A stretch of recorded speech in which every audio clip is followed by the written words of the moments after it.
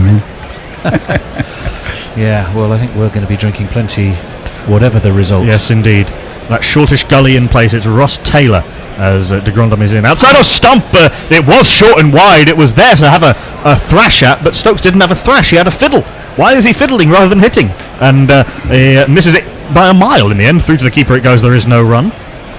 And Bachelor of Science and Arts says, on a brilliant Sunday in Dublin where there's so much sport on TV, I'm at the perfect place where one should be, alone in the office trying to get a head start with next week's work. But de Grandhomme in. This one is straighter. Stokes solidly in behind it. He does have a good defensive game, Ben Stokes. Blocked back to the bowler. There is no run.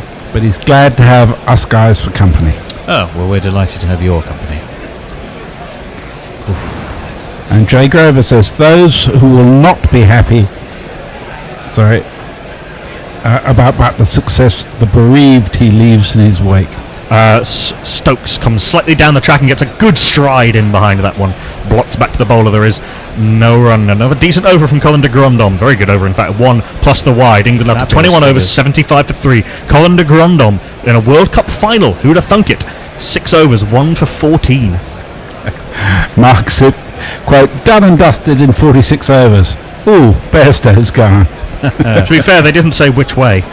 True. Well, that run rate now has worked its way up to 5.75. England are currently going at 2 runs pretty much exactly behind that. They're going at 3.57. Plenty of time, plenty of wickets, plenty of overs. And as Anna Forsyth says, the ginger immigrants will save the day. Yes, indeed. Ferguson continuing. He got that wicket of Johnny Bairstow in his first over. It was a full toss, which I don't think Morgan picked up quite, and ends up blocking back to the bowler. There is no run. England can't afford to get stuck here. They need to keep pushing 1s and 2s around, making sure they take advantage of any scoring opportunities there are out there. You don't want this to get into a situation where you have to go at 7.5 and over. Seagrave Saab says, I don't think that's factored just yet, but my confidence has dented just a little. I'm sort of 60-40 in England's favour just now. I think I'd agree with you there, Spangley Sires. Ferguson in right arm over the wicket, back of a length. The left-handed England captain Owen Morgan in behind it, blocks back to the bowler. There is no run. And to reflect that, Hendo advised me that his mild optimism has now turned to mild pessimism. Still only mild, though. Mild, yes, it's surprising. Mild is not something normally associated with it. It's a very interesting field that we've got, Sir Morgan. We've got the slip, we've got a gully, we've got sort of 2 backward points. And now actually the gully's coming into a short catching point. So there's 1, 2, 3, 4, and the third man. So there's 1, 2, 3, 4, 5 men, including the short extra cover, within a very short space of pitch. We've also got the mid off quite wide, the mid on quite wide as well, almost at mid wicket, and the deep square leg. It's a good short ball by Lockie Ferguson. That was coming, and it sits the England captain down on his arse, but he survives. There is no run. Good surprise bouncer from Lockie Ferguson. So it's a 2-part plan. It's bowling short in at the body and then going wide to try and get Morgan fencing at one to those short catching men. I'm not quite sure what Don Massena's having a look at here. Hello. Don Massena's taken the ball off the bowler. He's having a word with Owen Morgan. I'm not quite sure what about. And Maria Erasmus has gone in. There's a bit of a fist pump between Morgan and Stokes. I've got no idea what all that was about. No, that's extraordinary. Was Morgan appealing for a wide? Oh, it may have been. Let's have a look. Well, it's hard to tell, to be honest, because he ducked very early. Well, he jumped his feet off the ground while simultaneously trying to go downwards. So he was trying to move the top half of his body downwards. I tell you what, that wasn't that far away from up periscope. No, he nearly got periscoped as well. And the ball went over middle and leg. And he's got a mark on the back of his helmet, so it clearly... That was a hell of a ball from Ferguson. So I think the umpire was checking to see he hadn't been hit hard in the helmet. Slip in the gully in place. All right. Down the leg side, and it will be a leg by as it thuds into the pad. It'll be 1, it'll be 2, it'll only be 2 as Trent Bolt comes around. He's got a good throwing arm come through for 2 leg buys. I think Morgan might have preferred to be off strike, frankly. That is quite unusual when those don't go all the way at Lords. That shows this outfield is pretty slow as well. You normally expect them to skid away down the hill. Up to the up the hill to the pavilion. Down the hill. Down the hill to the pavilion. Definitely down. Steps. That it was cut off by Trent Bolt. Who was quite. If you're in the pavilion, it would have been to the right. Yeah. So that is very much the downhill part. As Ferguson is in back of a length, Morgan in behind this one solidly enough. He wants the single, but it rebounds off Ben Stokes' foot, the non-striker, who had turned his back to try and make sure his bat was in and there is no run. Dr. Leonie Hicks says we are incapable of coherent analysis now in this house. Eep. I think New Zealand might have this. There was a lot of eeping on Thursday, and you still got there, Leonie. Eep says it all. And Eep speaks 1,000 words. Ferguson in with his stuttering start to his run-up, and now in at full cry. The slip's come out now. It's another good bouncer, but too much on that, and it flies over Tom Latham for 5 wides in fact. Do we have a 5 wides? Don't think we do. I don't think we do. I'll just have to go with this one then.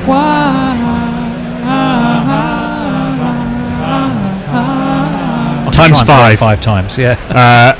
Yep, bit of a trampoline bounce from that one from Lockie Ferguson. Latham had no chance. Very welcome 5 wides for England.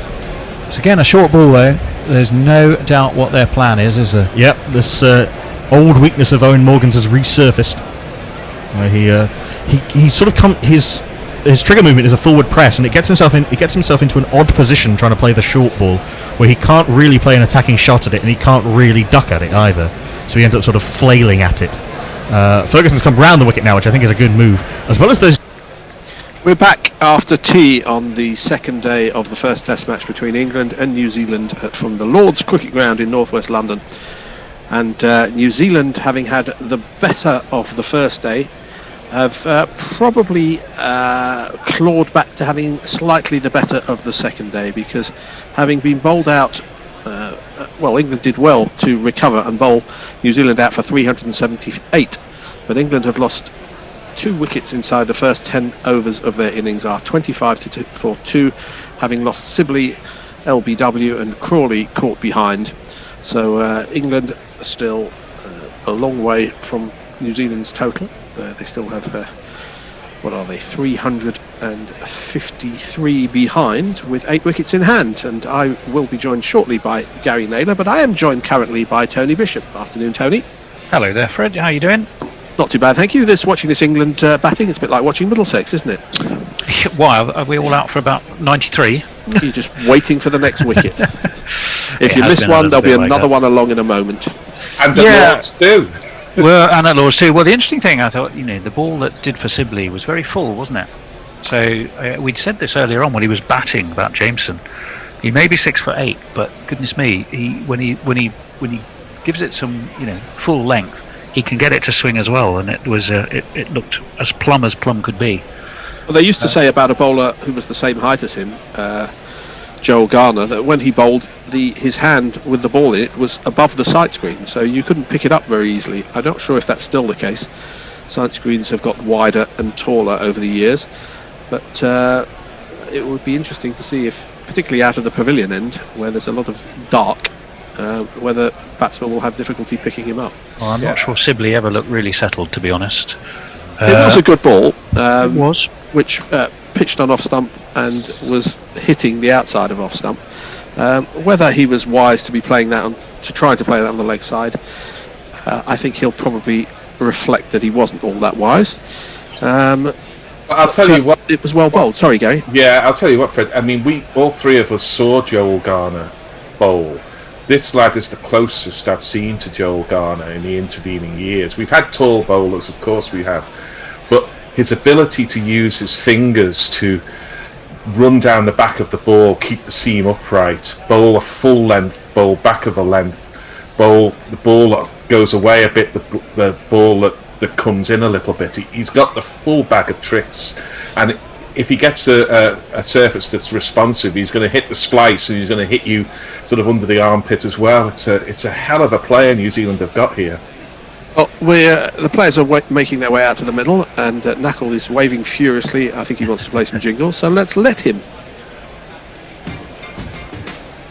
He's got the stride of a champion from Surrey. His mustache is ugly, got a shot finally, and his name is Rory. His voice is high-pitched and ginger hair like a pick. The massive runs he has hit, so there's that. Introduce yourself. Joe Root. Introduce yourself. Joe Root.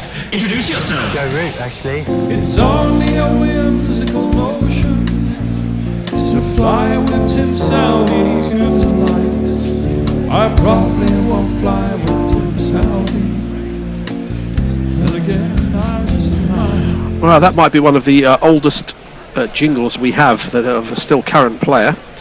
A rip-off of Flying Down to Rio by Mike Nesmith, which is a great album if you get a chance to listen to that. Southey is going to start with the first ball after tee to Burns. It's outside the off stump. It doesn't come in, and Burns leads it through to the hands of BJ Watling. Hey, I just might, not Fred. It's a musing song, it's fair to be say. He does change his mind many times during the course of that song. He was a very funny bloke. Do you know his mother invented liquid paper? Yes, indeed. Tipex, wasn't it? Yeah, so he wasn't Lord, sure. who was this? Mike Nesmith of the Monkees, and later a solo artist. Oh, You thought I was talking about Rory New Burns. Zealand, I was thinking, really? Did she? Southey bowls, and this is driven sweetly square into the offside and through the offside by Rory Burns, all along the ground, 4 runs.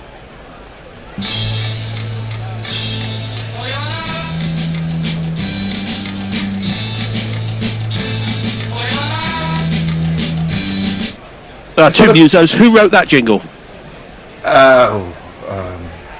Well, obviously Yardbirds, wasn't it? Yep, but who wrote it? Eric Clapton. No, it was Graham Goldman out of 10cc. He wasn't yet in 10cc. He was a jobbing songwriter. But let's move away from the music business. England 29 for 2 now. Burns 19 as Southey in from the pavilion end bowls a full ball, which is just pushed up towards mid-off by Burns. He looks like he wants to take a single, but it's gone straight to the fielder. That would be very unwise. Yeah, who's doing tweets? That'll be me. Yeah.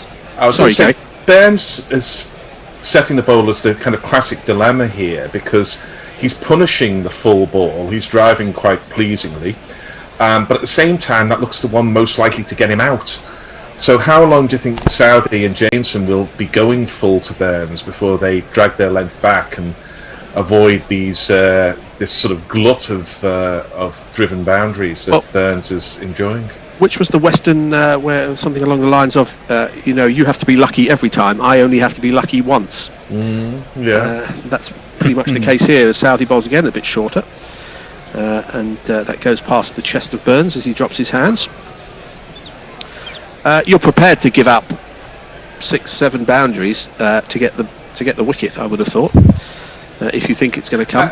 I agree with you. I think it's still the right ball. Whether it's still the right ball in 20 minutes' time, if he's got, say, another 3 and is looking comfortable and fluent, then maybe not. But that's the dilemma. 3 slips and a gully, of course, are suggesting that they're going to be bowling fairly full.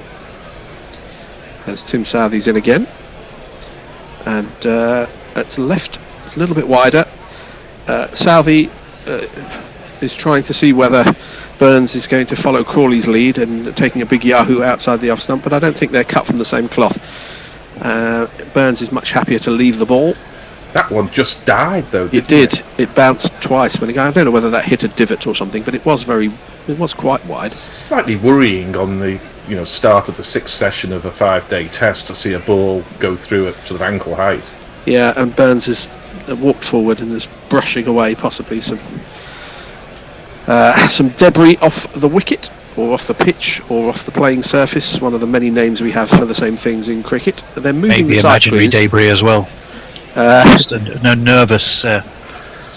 Which means that Southey's going to be reaction. coming round the wicket now to Burns, looking for that same spot again, except arrowing into the stumps from it rather than going away, I would imagine. There used to be a Lord's Ridge, didn't there? I never quite worked out which end it was, but it was talked about endlessly amongst all the cant that one gets about pitches. Whether it actually existed or not, I don't think anybody knew. Southey bowls again, and this is turned away on the leg side, down to deep backward square leg. There are 2 men out, one at long leg and one at deep square leg, but it goes more or less between the 2 of them, and they come back for 2 runs.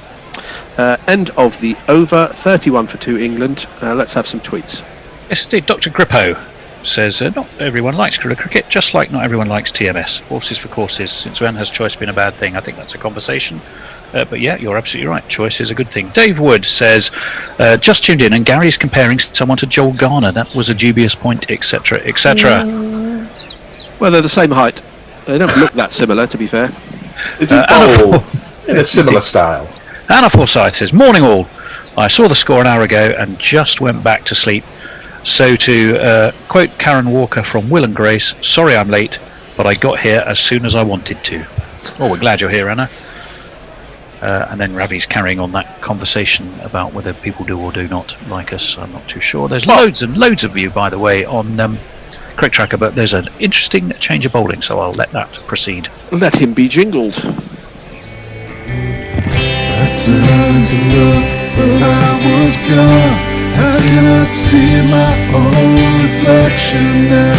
My body's gone, my face is gone. I have become Colinda Grandhomme. Well, he noticed that his jingle wasn't finished, so he aborted his delivery, or rather Root made him start again, and his first ball is a gentle outswinger outside the off stump, which Root has nothing to do with. An interesting bowl change. Would you say he was the first choice replacement for the openers? I'm not sure I would. The ends always matter, so if Wagner fancies the other end, maybe, the Grandhomme's getting first go. They quite often hold Wagner back as well, don't they? Yeah. Particularly to break partnerships or intimidate people. Another gentle outswinger by de Grandhomme, 76 miles an hour, is through to the keeper. I just wonder whether Root pulled out of that first delivery, because he was certainly laughing all over his face, although he often is, to be fair to Root. I wonder whether he was distracted by the de Grandhomme hair, locks flowing in the breeze behind him, Tommy Fleetwood style. That's a reference that's passed me by. He's a golfer. Golfer, isn't he, Tommy Fleetwood? Evertonian. Another short and wide ball outside the off stump. And de Grandhomme needs his radar calibrated in his first over. Needs his hair calibrated. Yeah, maybe his head is causing him an imbalance. Oh dear. Root taking guard well outside his crease, which is what to do when the ball is swinging. Again, it's a gentle outswinger, but starts too wide. So this is quite ordinary cricket at the moment. Unless New Zealand will feel happy as Larry, won't they? 31 for 2. Yeah, who was Larry? Do we know? Oh, he's happy. That's all I know. What was he happy about? It's a mystery. Being editor of Wisdom. A straight ball finally from de Grandhomme, but doesn't cause Root any trouble as he plays a backward defensive shot. Being married to Vivian Lee, how many famous Larrys could we think of? Well, there was Larry the Leprechaun, who accompanied us in Dublin. Larry the Lamb. Ireland's mascot. He probably wasn't so lucky, eventually. Hasty, though, as de Grandhomme, to complete his first over, goes back to bowling a wide one outside the off stump, which Root leaves the end of the over, 31 for 2. Burns has 21, Root 7. Let's run through those Crick Tracker messages. Sorry, Gary. Yeah. I can give you I can give you Crick Tracker if you like. Certainly, there's a few people liking us. Abdul Sheikh, Nazir Mohammed, Anishta Pushpa Kumara, Sahani Gurav, Govind, Barak, Parvez Alam, Shubhaz Yadav, amongst many others, and there are a lot of you joining us on Crick Tracker, which is lovely and welcome indeed. Pirate Badshah, floating in rum, says, breaking news, the Cheesemongers 11 versus the Cheesemakers 11 charity match was interrupted by debris on the pitch. He then says, sorry, but I think, seriously, he probably should be walking the plank. Yes, That particular one. Although, who am I to talk about dodgy puns? Well, Let's be fair. I was Pots going and kettles. Yes, I was going to throw in a question about a Larry who was a teammate of Joel Garner, but I think it's too easy for you. Larry guys, Gomes? so. Larry Gomes. Of course, yeah. Especially as he was a Middlesex player for a Indeed, while. he was. Southey continues. This is full on leg stump, and it's turned to a long leg by Burns for a single. 22 to him, 32 for 2. Everyone has to move round because Burns is a stupid left-hander. It's not a prejudice. It's born out of just the time it takes. When my grandmother was at school, the school teacher would hit left-handers with a ruler until they learned to write with their right hand. All that sinister stuff was still in play even 2 generations ago. Well, I'm not obviously suggesting people hit left-handers, but You go to Greyfriars or something. a well-aimed A well-aimed sniper might do the business, I suppose. But which school did Flashman go to? No, Greyfriars was Billy Bunter, wasn't it? Yeah. No, Flashman went to Flashman rugby. was expelled from rugby. Rugby, yes. As Southie bowls a good outswinger, but just started a little bit wide. I don't know whether they are specifically attacking Root well wide of the off stump, waiting for him to do a Crawley, or whether they just haven't quite got their lines correct yet. What was the name of the school in Tompkinson's school days where school bully was very much living in the lap of luxury, using the school leopard? Was that a ripping yarn? Was that what it was? A ripping yarn. Yes, it was the first ripping yarn. He used the school leopard to intimidate fourth formers. Michael Palin. As Southie is in again, it's closer to the off stump, and Root plays a block forward defensive. Flashman claimed to have invented the hat trick when he got Fuller, Pilch, Alfred Min and somebody else out 3 balls in a row at Lord's. That's right, in Flashman's Lady, I think that was. Yes. Yeah. And he complains that batsmen were allowed to wear pads, which they weren't in the old days, and therefore you couldn't tonk them on the shin and give them a good crack. But then the as I recall, the diagram on the front cover had a picture of Flashman wearing pads, so it was slightly inconsistent. I'll have a word with the publisher. As Southie is in again, well wide of off stump. I think this is a plan, and if so, it's quite a boring plan. And it's a bit early for them to try and bore Root out. They can go more conventional, just to try and attack his outside edge. It was Greybridge. Greybridge. Yeah. And they had to do certain things like fighting the grizzly bear or get nailed to the wall on St. Tadger's Day. Yes, that's right.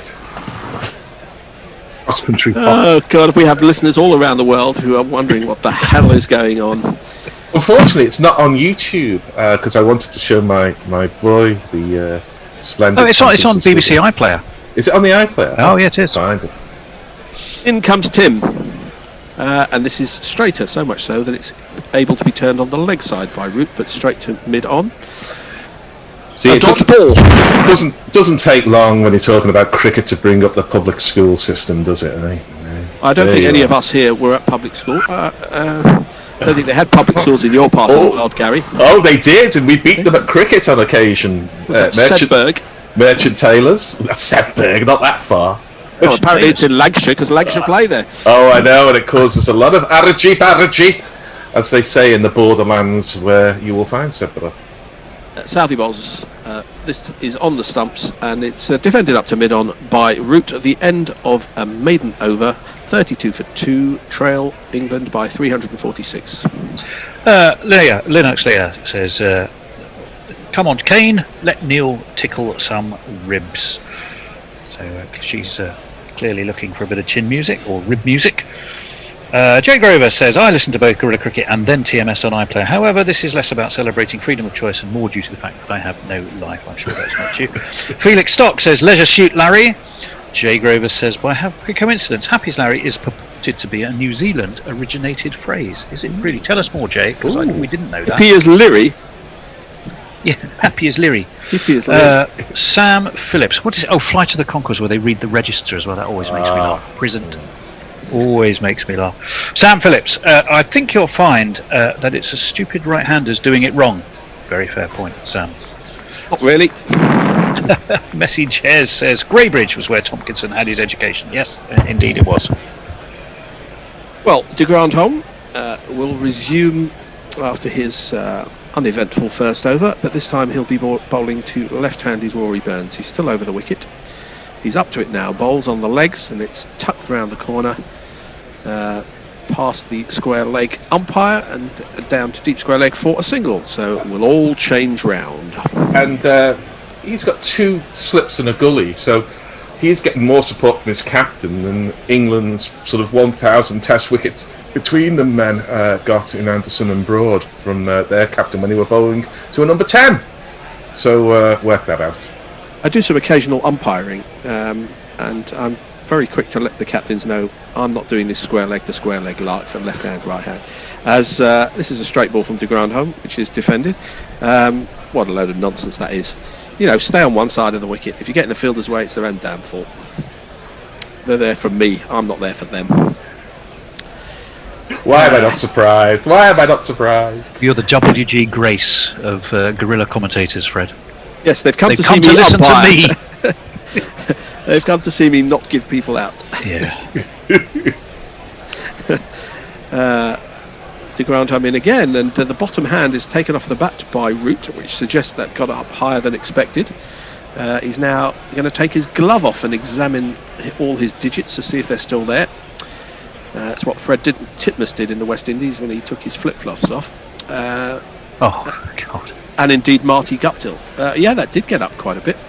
Caught him on the bottom hand and caused him some discomfort. It's a bit worrying where in consecutive overs, albeit from different ends, you've had one ball get up and the other one get ankle height and not much more. I mean, it's day 2 at Lord's here. I mean, I know they've tried to do something different with the pitch because they felt a few years ago that the drainage was just making it die and go flatter and flatter and flatter. But Mick Hunter's retired now a couple of years. There's a new team doing the groundwork at Lord's, and I'm not criticising them by any means, but doesn't augur too well for play on Monday or on Sunday. This does it? Perhaps I can't remember the new groundsman's name at Lord's, but I know he's an Irishman because when Ireland turned up there for a Test match 2 years ago, they found the pitch indistinguishable from the outfield in its greenness. So he was obviously taking the Irish flag and leaving it on the cut strip. Well, it wasn't a cut strip, that's the point. We have a message from the Floral Commander who says, since de Grandhomme debuted, only James Anderson among bowlers who have bowled as many overs has a better economy rate than his 2.42. He also says that Root got hit on that hand in the nets during the week. I don't know how he knows that. Maybe he was there spying. Were you there spying for us, Knackle? Just thumbs up or thumbs down? Oh no, he doesn't want to say. That's a bad sign. In case anyone's listening from the MCC, we are not employing spies to tunnel under the nursery end and watch the nets without permission. Well, Root is still getting treatment, and he's now having a drink, which is going to help him enormously if you've been hit on the hand. Because you need hydration, don't you? It does if you get the paracetamol or something a bit stronger in amongst it. So let's run through some messages whilst we're waiting for cricket. I can certainly do that as well. Jay Graver says, my granddad got beat for being left-handed. You'll be shocked to know he didn't attend rugby school. Okay. Missy Jez is just confirming it is on YouTube, Gary. Excellent, thank you. As well as the BBC. I would contest, says Messy Jez, also the assertion that you have no life, Jay. Indeed, you bring life, humour and occasional outrage to tens of thousands of Guerrilla Cricket listeners. I'm not sure about that, but I'm pretty sure I could write the biography of the Grover family from the little snippets that he's given us over the years. And to the day I go to my grave, whenever, hopefully long into the future, I'll always question whether I need to use exclamation marks. Full ball from de Grandhomme as the cricket resumes, and Root drives it up to mid-off and then looks like he's favouring that hand again. Mark Twain said using an exclamation mark was like laughing at your own joke. So not to anybody's surprise listening, I often do use exclamation marks because of course I often do da da da. Oh, this one jags away off the wicket. That was a genuine leg cutter from de Grandhomme. I'm going to have to look at that one again, but that looked like that went like a leg break. Did come through low to Watling, but his extravagant movement of the wicket there, and he wasn't within a foot and a half of that, despite having played a defensive shot at it. In comes de Grandhomme again. This is a very straight and full ball, which is driven up to mid-on. Bag of licorice all sorts from the big man, but there's enough there to show that there is some jeopardy. Indeed, Leah is, I think, picking up the theme of terrible but nonetheless slightly amusing jokes. She sent a little picture going "badum-tuss" of somebody playing the drums, and the joke was, how can you tell the snail imports have decreased? And apparently the answer is there is less cargo. There you go. I never a very long joke that ends like that, but it's too long to tell. Paul Grubby Howarth wants to be called the Seer for some reason, but it's part of a conversation and I don't actually know why. Presumably because he has somehow foretold the future. Well, to be fair, when your nickname is Grubby, anything else is an improvement, isn't it? Well, true. Yes, Neil Franklin. I'll have to hold that because. In comes Tim Southey to start a new over. He's bowled unchanged from the pavilion end, and Burns gets a sort of an outsidey half of the bat and plays it to mid-off, where the man with the mullet fields. Well, I was going to say that what New Zealand need to do here is to work out that if they bowl a decent line and length, and if you're going to be off your length, then be a little fuller, England are going to be in severe difficulties because there's enough happening at the moment off the pitch to get anybody out. This is a short ball, and it's pulled well in front of square by Burns. There is a sweeper on the leg side, so it's only going to be one run actually. But when you pull a ball and it goes that far in front of square, you haven't been beaten for pace. Let's put it that way. Yeah, you threw the shot, if anything, a little early, and that shows, some caprice in the pitch here. It just looks very difficult to bat because the batsman, unlike in the first innings when it was difficult to play shots, in this innings it's proven to be difficult to play even defence. It's shots for runs, I should say, in the first innings, but relatively easy to stay in. In this innings, it's looking occasionally quite difficult to get bat on ball because it hits the pitch and you think, well, it's going to be here, but it's not, it's there. That may be the skill of the bowlers, and it's still a relatively new ball, 15 overs old, as this next ball is very full, and Root drives it back to Southey, the bowler. Yeah, I will agree with that to some extent, and they're obviously hitting the seam here. But when you've got, say, one that goes on the ground and over later, England's captain is having to have the spray on the thumb because it's been hit because it's jumped at him, it's not a good sign. Yes, but you do often find that as the ball gets older, it becomes easier to bat. I mean, that happens in all cricket, but it may happen here as well. This is a full ball, possibly a full toss, and it's driven square by Root. It's not going to get to the boundary because it's pulled in about 15 yards short, but they do take 2 runs. Root up to 9, for 2 now. England still trailing by 342 runs. Anthony Bishop. Let's run through some tweets between Lord, I thought you turned into my mother, Fred. Suddenly using my full name like that. Neil Franklin says, Martin Jenkins used to say he thought the left-handed was the natural way, looking at how kids pick up a bat. Public school, I think this is 2 separate thoughts, by the way. Public schools exist to keep rich kids away from poor kids, and that's all they produce. That's why they produce thick as mince people. Devon Conway says, for wrong, could possibly pass for Brett, pronounced Brit, from Flight of the Conchords. Ooh, yeah, I can kind of see what you mean there. Jeff Perkins says, no matter what handed the batsman is, not Fred stays as far to the right as possible. This next ball from Southey is well down the leg side, and even though Root waves the bat, he was nowhere near it. And 1 ball left of this over. But no, we're not changing for another 6 minutes. No, you're fine, Fred. Keep going. We'll run through some more tweets then. My boy Jesper was slightly unusual in that he's left-handed but picks up a bat and bats right-handed. I think the other way round is more commonly the case, but that's the way he felt worked for him. And is he good at it?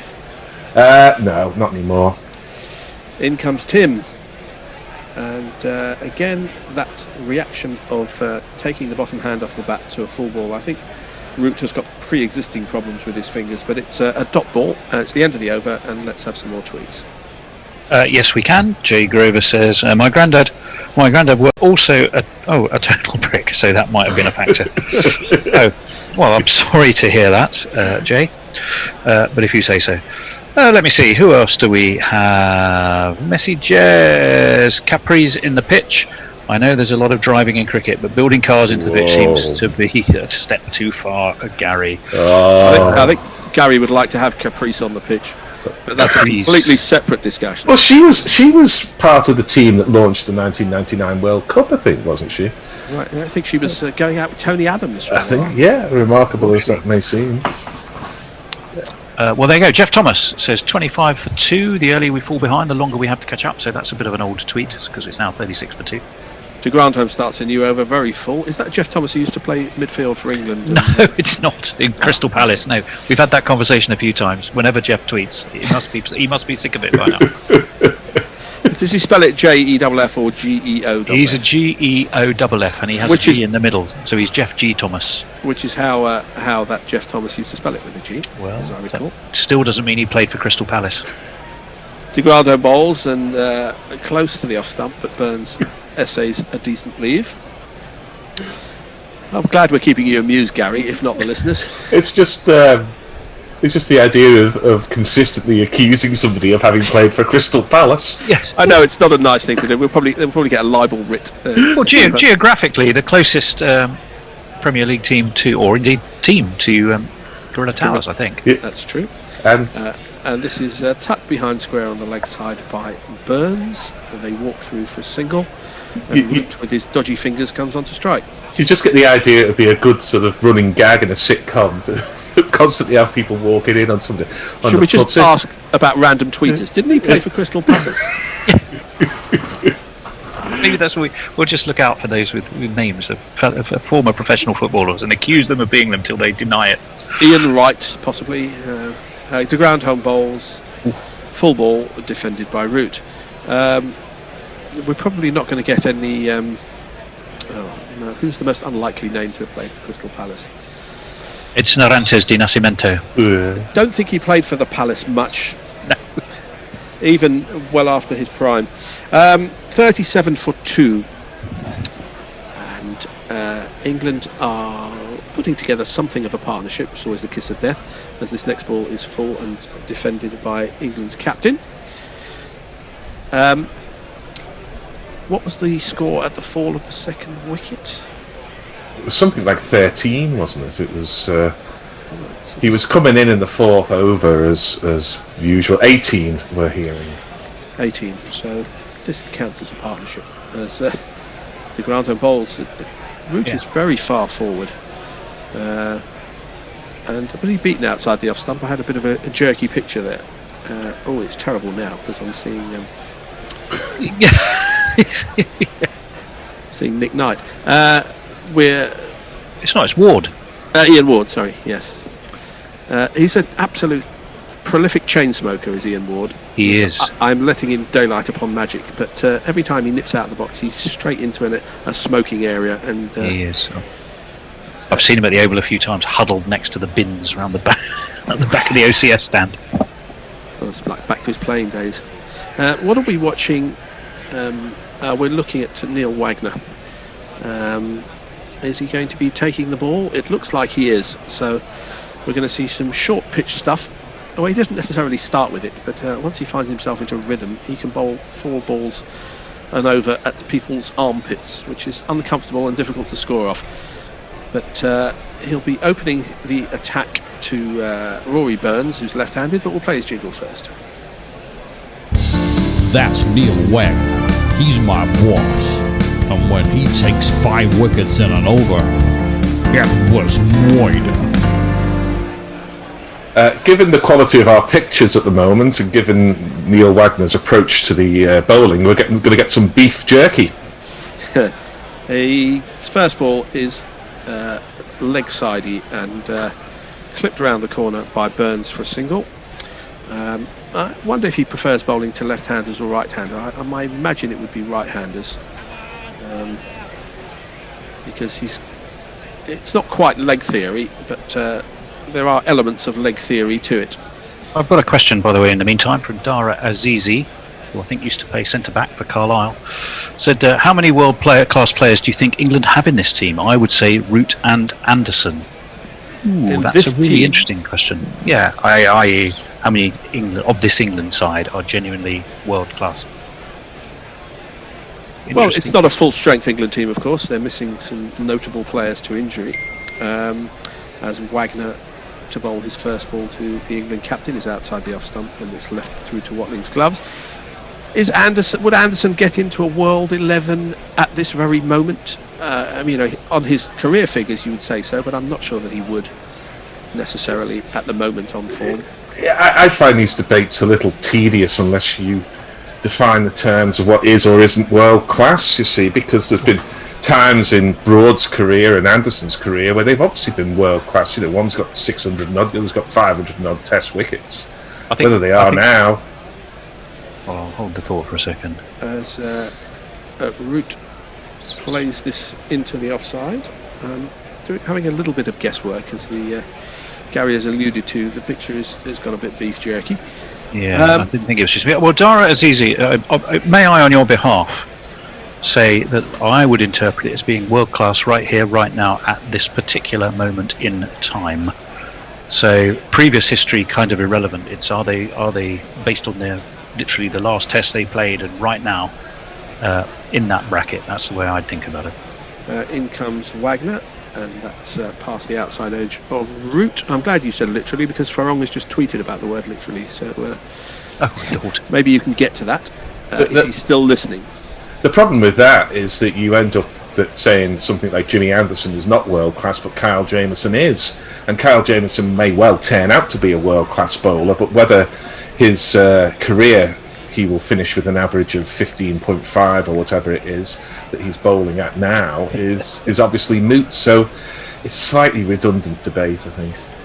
In comes Wagner again. Root watches this outside his off stump. But I mean, you could say the same, for example, about the ICC rankings or any rankings. You know, they've set the criteria for what they consider to be, current form over 2 years or 1 year. But who's best over the last 6 months, or who's best over the last 5 Test matches, or somebody who was good 5 Test matches ago and now can't score a run. So Zach Crawley. Well, for example. So it's there's never a correct answer to these questions, and. As you say, there may be little point in discussing it, as Wagner's in again, and it's well wide of off stump. That's almost an Angel of the North Hendo moment, but not from the umpires. That's the end of the over. 38-4-2. We're going to have a changeover now. Good luck to the people who are coming in. I can't see who they are. Well, I'll tell you what, I'll just read a couple of tweets because I know I'm going on to ball by ball after that. Brian001 says an Italian wouldn't disguise a horse, but he might mask a pony. Brian Barish says, I would ask which cricketer looks like Jermaine Clement. But we're back to Fly to the Concourse again. But I'm pretty sure none of them bear Jermaine's resemblance to Mick Jagger. Now I see what you mean. Dave Wood says, I won't rest until a Carlton Palmer has tweeted you. Annie Chave says, I played for Crystal Palace and so did my wife. Now you've really lost me, Annie. Anyway, let's welcome new to the commentary box, Nigel Henderson and Nakul Pandey, I believe. Yeah, thank you. I was trying to think of a Brian who played for Crystal Palace, and because that was the anyway. Let's not explain the joke. It's not fun. It's going to be Colin de Grandhomme and his magnificent Malay, who pushes this wide of the left-handed Burns, and through it goes to James Bracey, and there's no run, none for 2. Sorry, so economical is de Grandhomme. You called James Bracey Bracewell earlier. Now you've got him keeping New Zealand. I didn't hear what you said there, Nakul.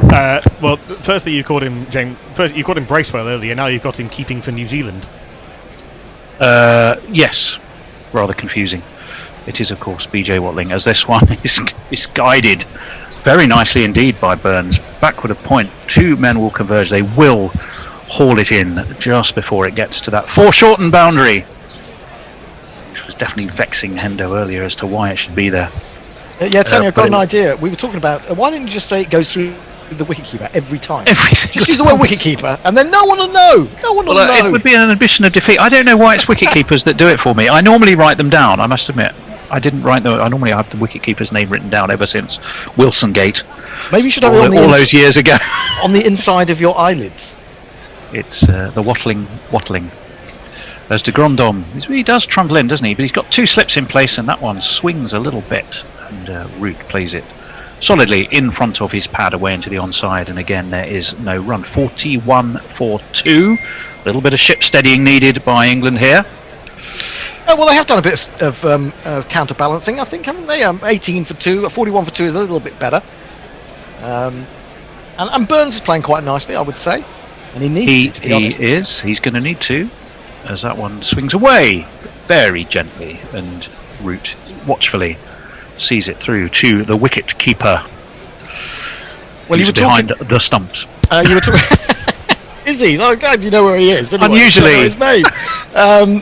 Yeah, I mean, Burns, 78 runs in 8 innings before this one, Test innings, over a period of time. In comes to Grandhomme. Burns looking to drives straight to a very short cover. And there's no right, it's route, I beg your pardon. Yeah, there was nonetheless. It's moving forward from the wicketkeeper now to the batsman. Before long, it'll be the bowler. In my defence, it's like watching a 1930s movie here, given the jerkiness it is jerky. that we are dealing with. In comes to Grandhomme again, and that one beats the outside edge of a tentative little prod from Root, but no damage done. It's the end of the over.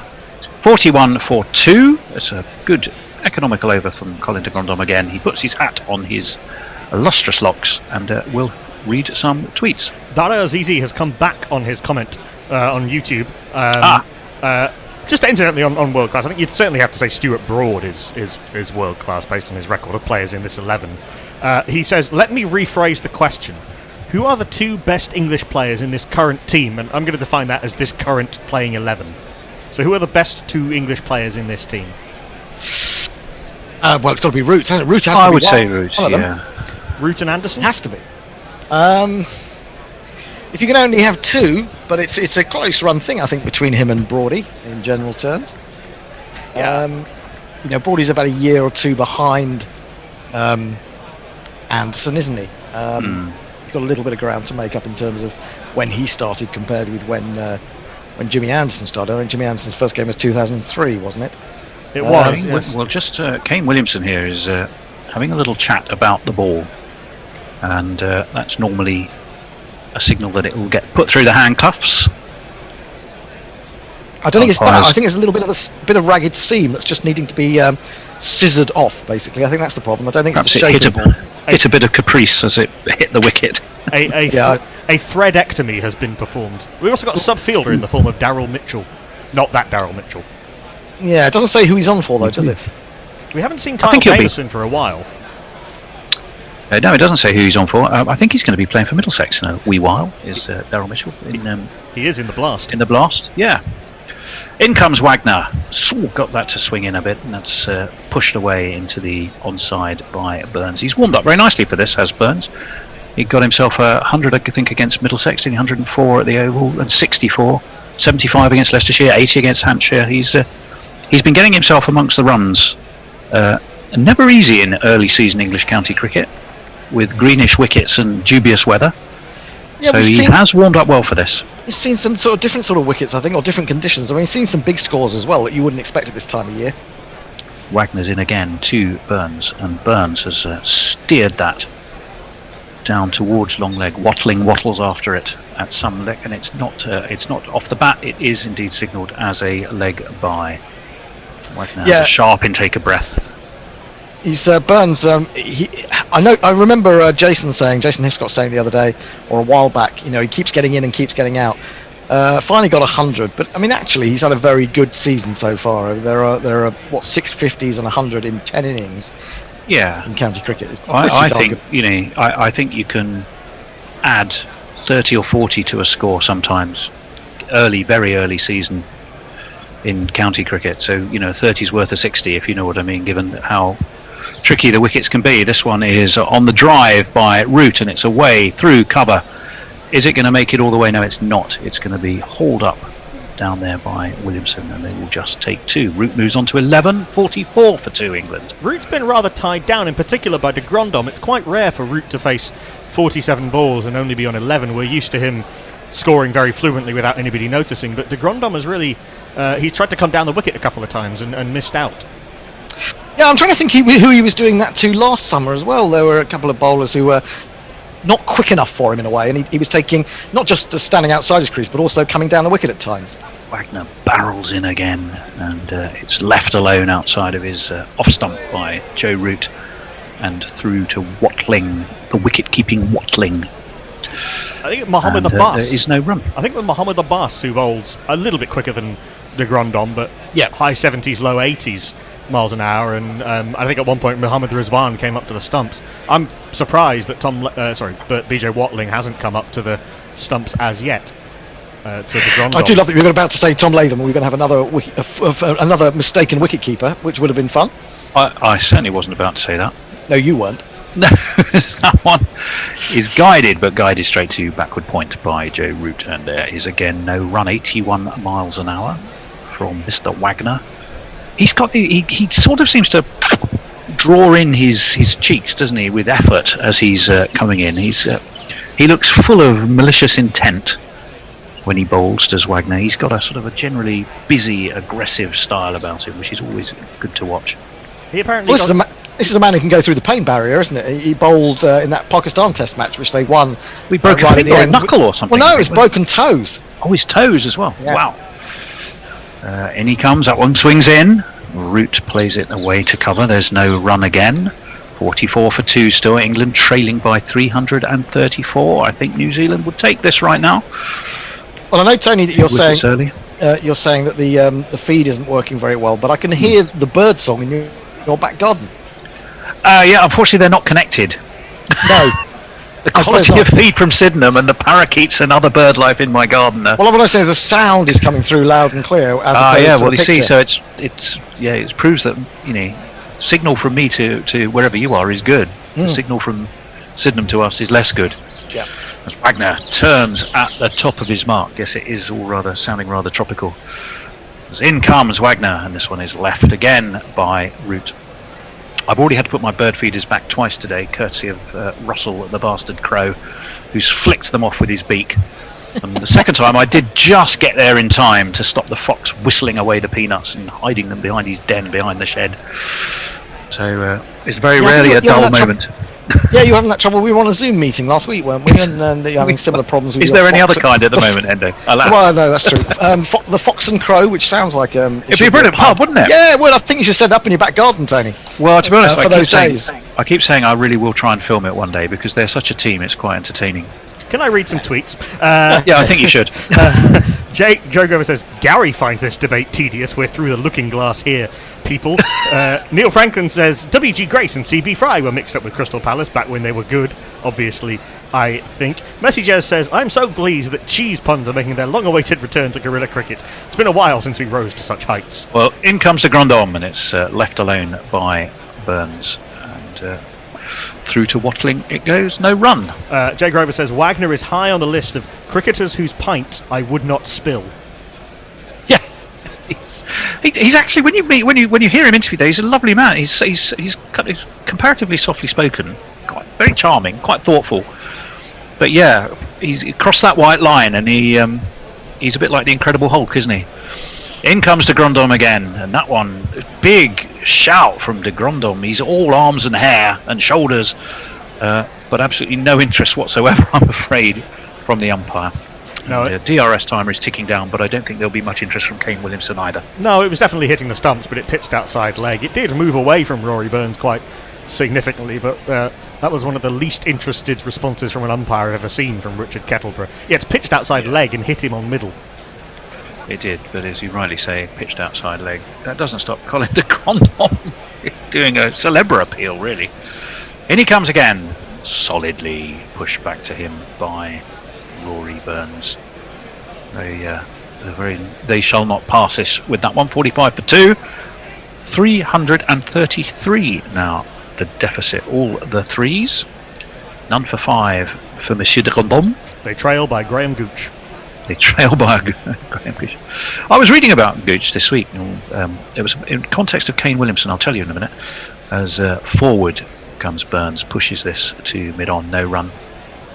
It was in the context of the way Williamson plays, and Graham Gooch, in his time as coach, talking about play late, play straight, be great, much to the amusement of many of the England players. But in the context of the fact that one thing Williamson does particularly well is play the ball very late and very effectively. Play straight, be great. That was in Steve James' piece the other day in the Times. It was. Did you sub that, Hendo? I did, actually, yeah. You probably added all the good bits. I'd made him look good. As forward comes Burns again, it's just pushed away to cover. And well, run. He's a man who's written a book about batsmanship, hasn't he? I'm trying to think Gooch or James? Steve James. Yeah. And so he knows his stuff, and I mean, he talked a lot. That was a pretty good piece, actually. He talked to a lot of people about Williamson and the way that New Zealand cricket has developed over the last few years, what they've done behind the scenes to make this team so good. Comes to Grandhomme again. This one is pushed away to mid-wicket. They take a very, very quick single. They get away with it. A more accurate throw might have troubled Root. But he's safe enough. Burns has moved on to 30. Let's hope he's not about to do a James Vince stylish 30 and then gone. But he's still there at the moment. Root on 11. You do feel there's a lot riding on these two, based on experience as much as anything else. Ollie Pope hasn't really been massively amongst the runs, has he? Well, he does have a double 100. Race is new. Pope did get a double 100 this year in the county championship, but yes, he had a horrible time in India. He was a few did, but yes. He was turned inside out and put back together facing the wrong way by Ashwin. He got that double 100, didn't he, against Leicestershire? I'm not sure that Leicestershire have got the finest bowling attack in the country. I've seen a little bit of Ollie Pope since or post India on the stream. I'm not quite convinced by him at the moment, notwithstanding that double 100. In comes Wagner, and this one is worked nicely away down to deep square leg. It'll go all the way from Burns. Played that beautifully. 4 runs. 2 + 2 is a man.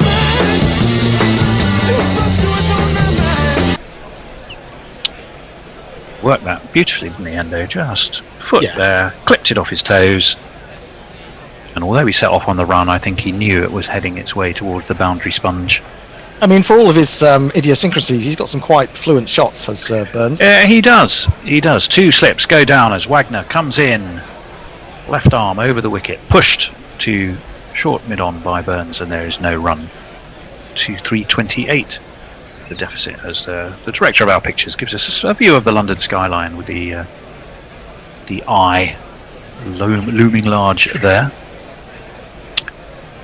Burns 34, Root 11. Zach Crawley, of course, went for 2. Sibley for a duck, I think, wasn't it? Yep. And that was the ball. The ball from Jamieson was a terrific full in-swinger. Completely did for him. As this one is nicely played again by Burns, as Wagner does one of those little hoppy skip follow-throughs. I notice Steve Finn always tends to do it. Even the burliest fast bowlers tend to do that kind of high-stepping trot. What has happened to they're following through? What has happened to Finn? Is he has he retired? No, he's not retired. He's had another injury, I think. Anna, I don't know if Anna's listening. She probably knows more because she follows his every move. I mean, even when he's not on the cricket field, I suspect. So I suspect she knows about his state of health. As this one is whipped off his toes, but BJ Watling dives to his right and makes a very agile stop to stop that steaming away down the hill. 50 for 2. The 50 is up for England. 34 for Burns, 11 for Root, none for 8 for Wagner. Finn's been playing a lot for Middlesex seconds this year. He's played a little bit for the firsts, but has been in and out. Middlesex do have a lot of seamers that they've been rotating between, but Finn hasn't been a regular in the county championship. Losing Roland Jones has been a big minus for the middle this year. It's been really has dented one of our prime strengths, as this one is pushed away into the offside by Burns. There's no run. 50 still for 2. We're looking at the cranes looming behind that new Compton and Edrich stand. Either side, flanking the media centre at Lord's. It's really starting to take shape now, I think, Lord's. Do you think so? I don't like it. I don't like it. No. You see, I think that what is it you don't like? I don't like about the fact that they've tried to make those stands, the cover, sort of blend in more with the media centre in the style. I'll come back to that. Comes Wagner. Solidly. Well, there's a big shout by Wagner. There's absolutely no interest from the umpire.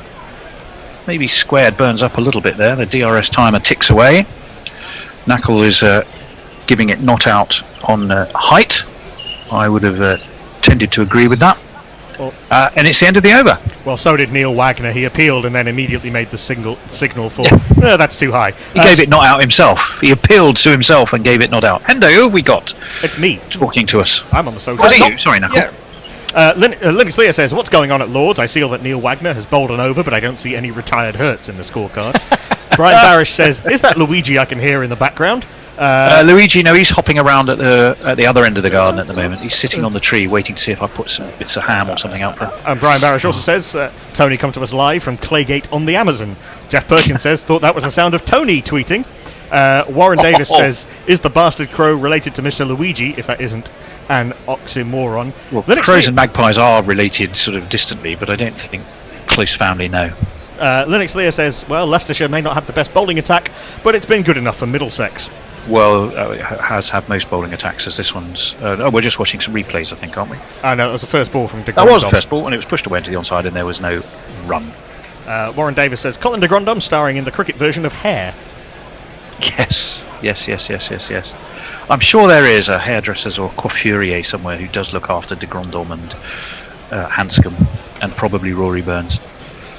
This one swings away. He's getting it to swing both ways, but gently. It's nothing overly threatening, but he's certainly getting that little bit of movement.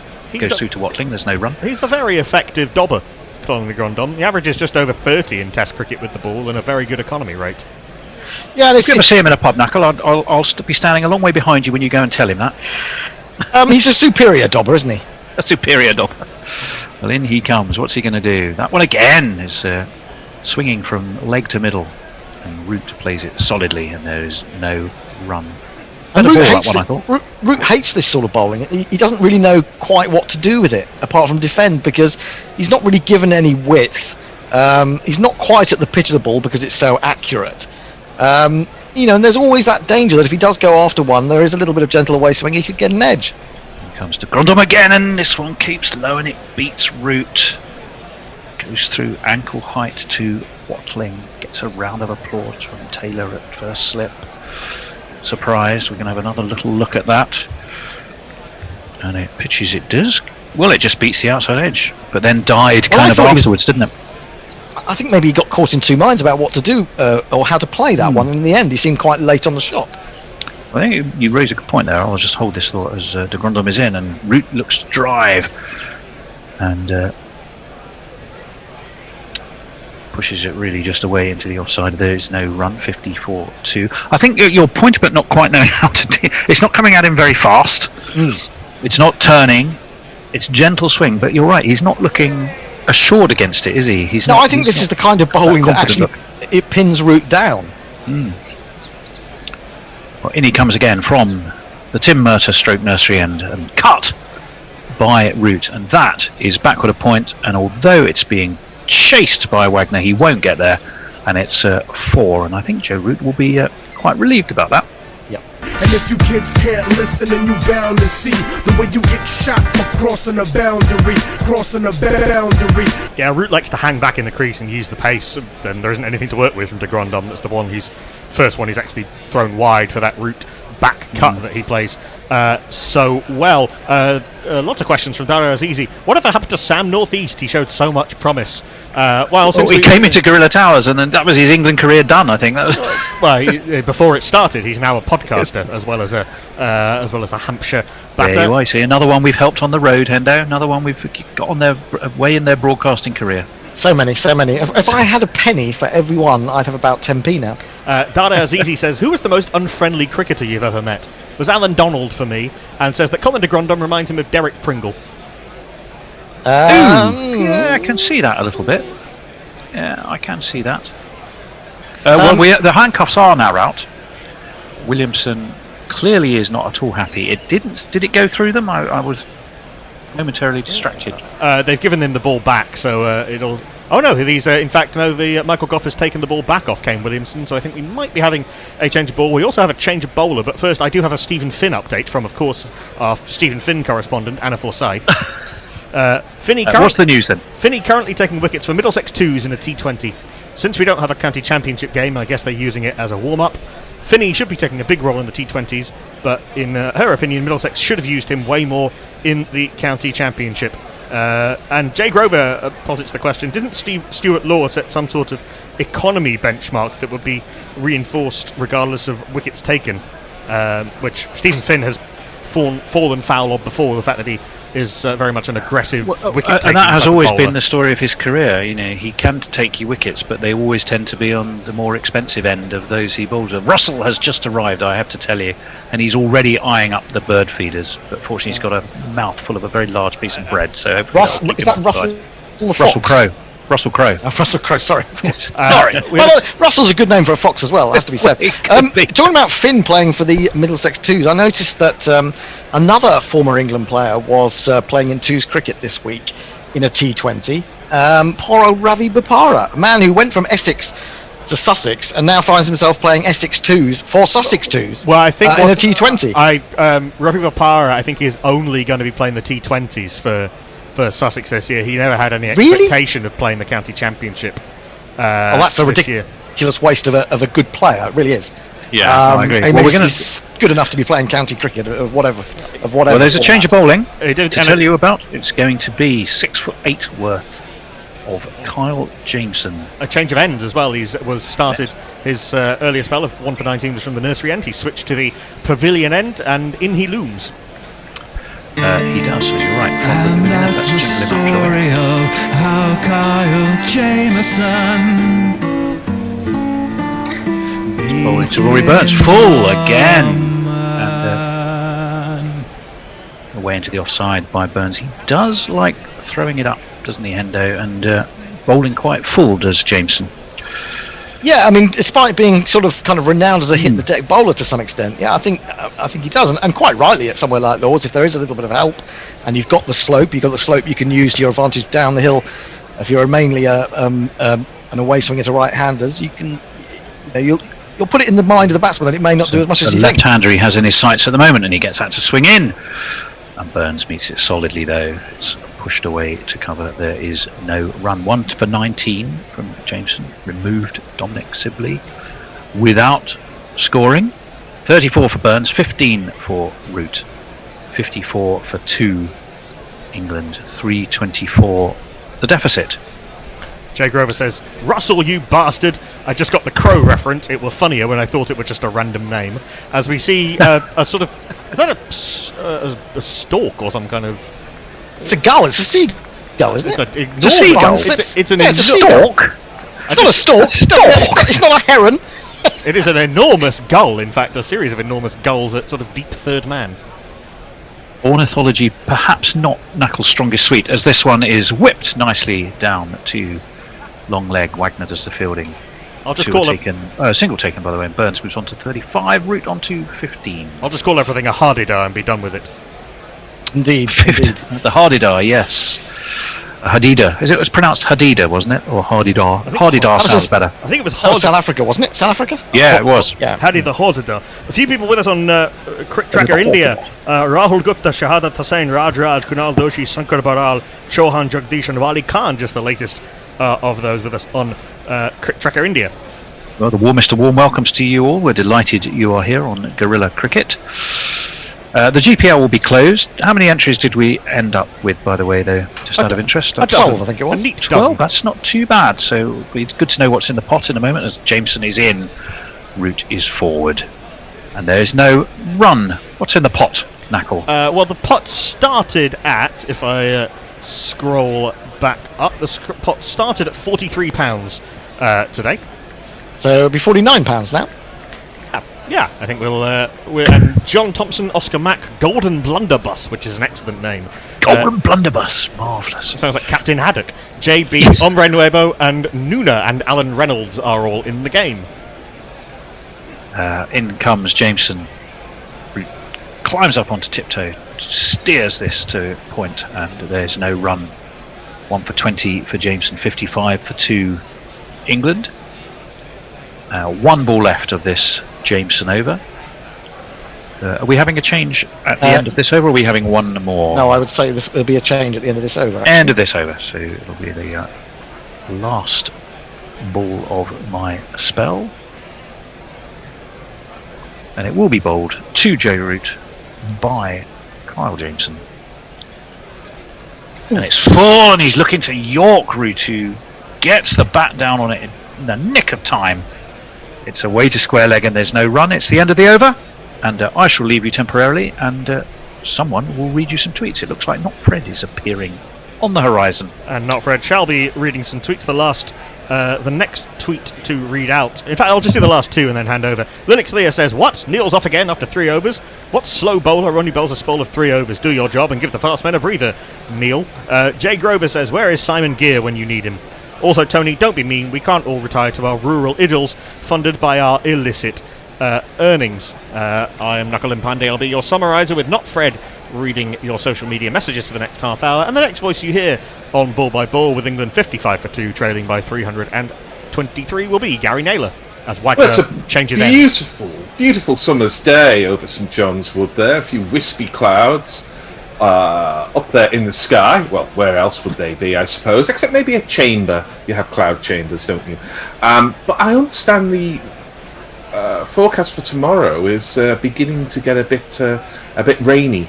So we'll wait and see about that. But that's all a long way off at the moment. As indeed is the chance of a wicket for New Zealand at the moment. I thought they would be much more threatening after tea, but they haven't been so far. Neil Wagner is in. It's very full, and Burns looks to cash in as he has on the full ball throughout most of this innings. But he picks out Mitchell Satnav, who is at mid-wicket, and there is no run. What I will say, Colin de Grandhomme, though, did a pretty decent job of tying down Joe Root. 6 overs, 1 for 10 from the nursery end, and which is where Wagner's now switched ends. Jamieson's come on at the pavilion, and Root 15 off 60 is rather atypical for the England captain.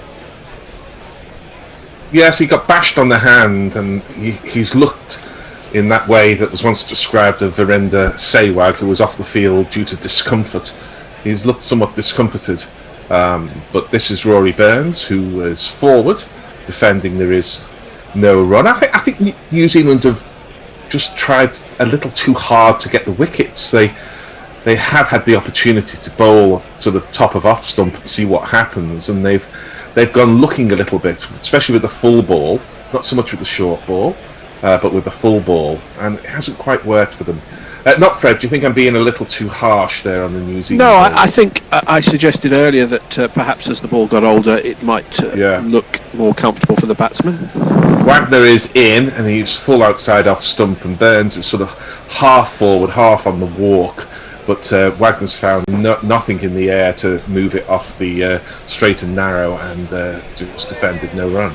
That's not a great innovation as far as punditry is concerned. That's been something that's been known about cricket for about 150 years. As the ball gets older, it gets easier to bat against. But there were a couple which misbehaved, but I think now it looks rather like they were the exception rather than something inherent in the pitch. I will say something about that, Fred, after the next delivery from Wagner in his 4th over at the moment. He has figures of none for 8, and this is defended slightly off the outside edge to one of 2 gullies, who tidies up, no run.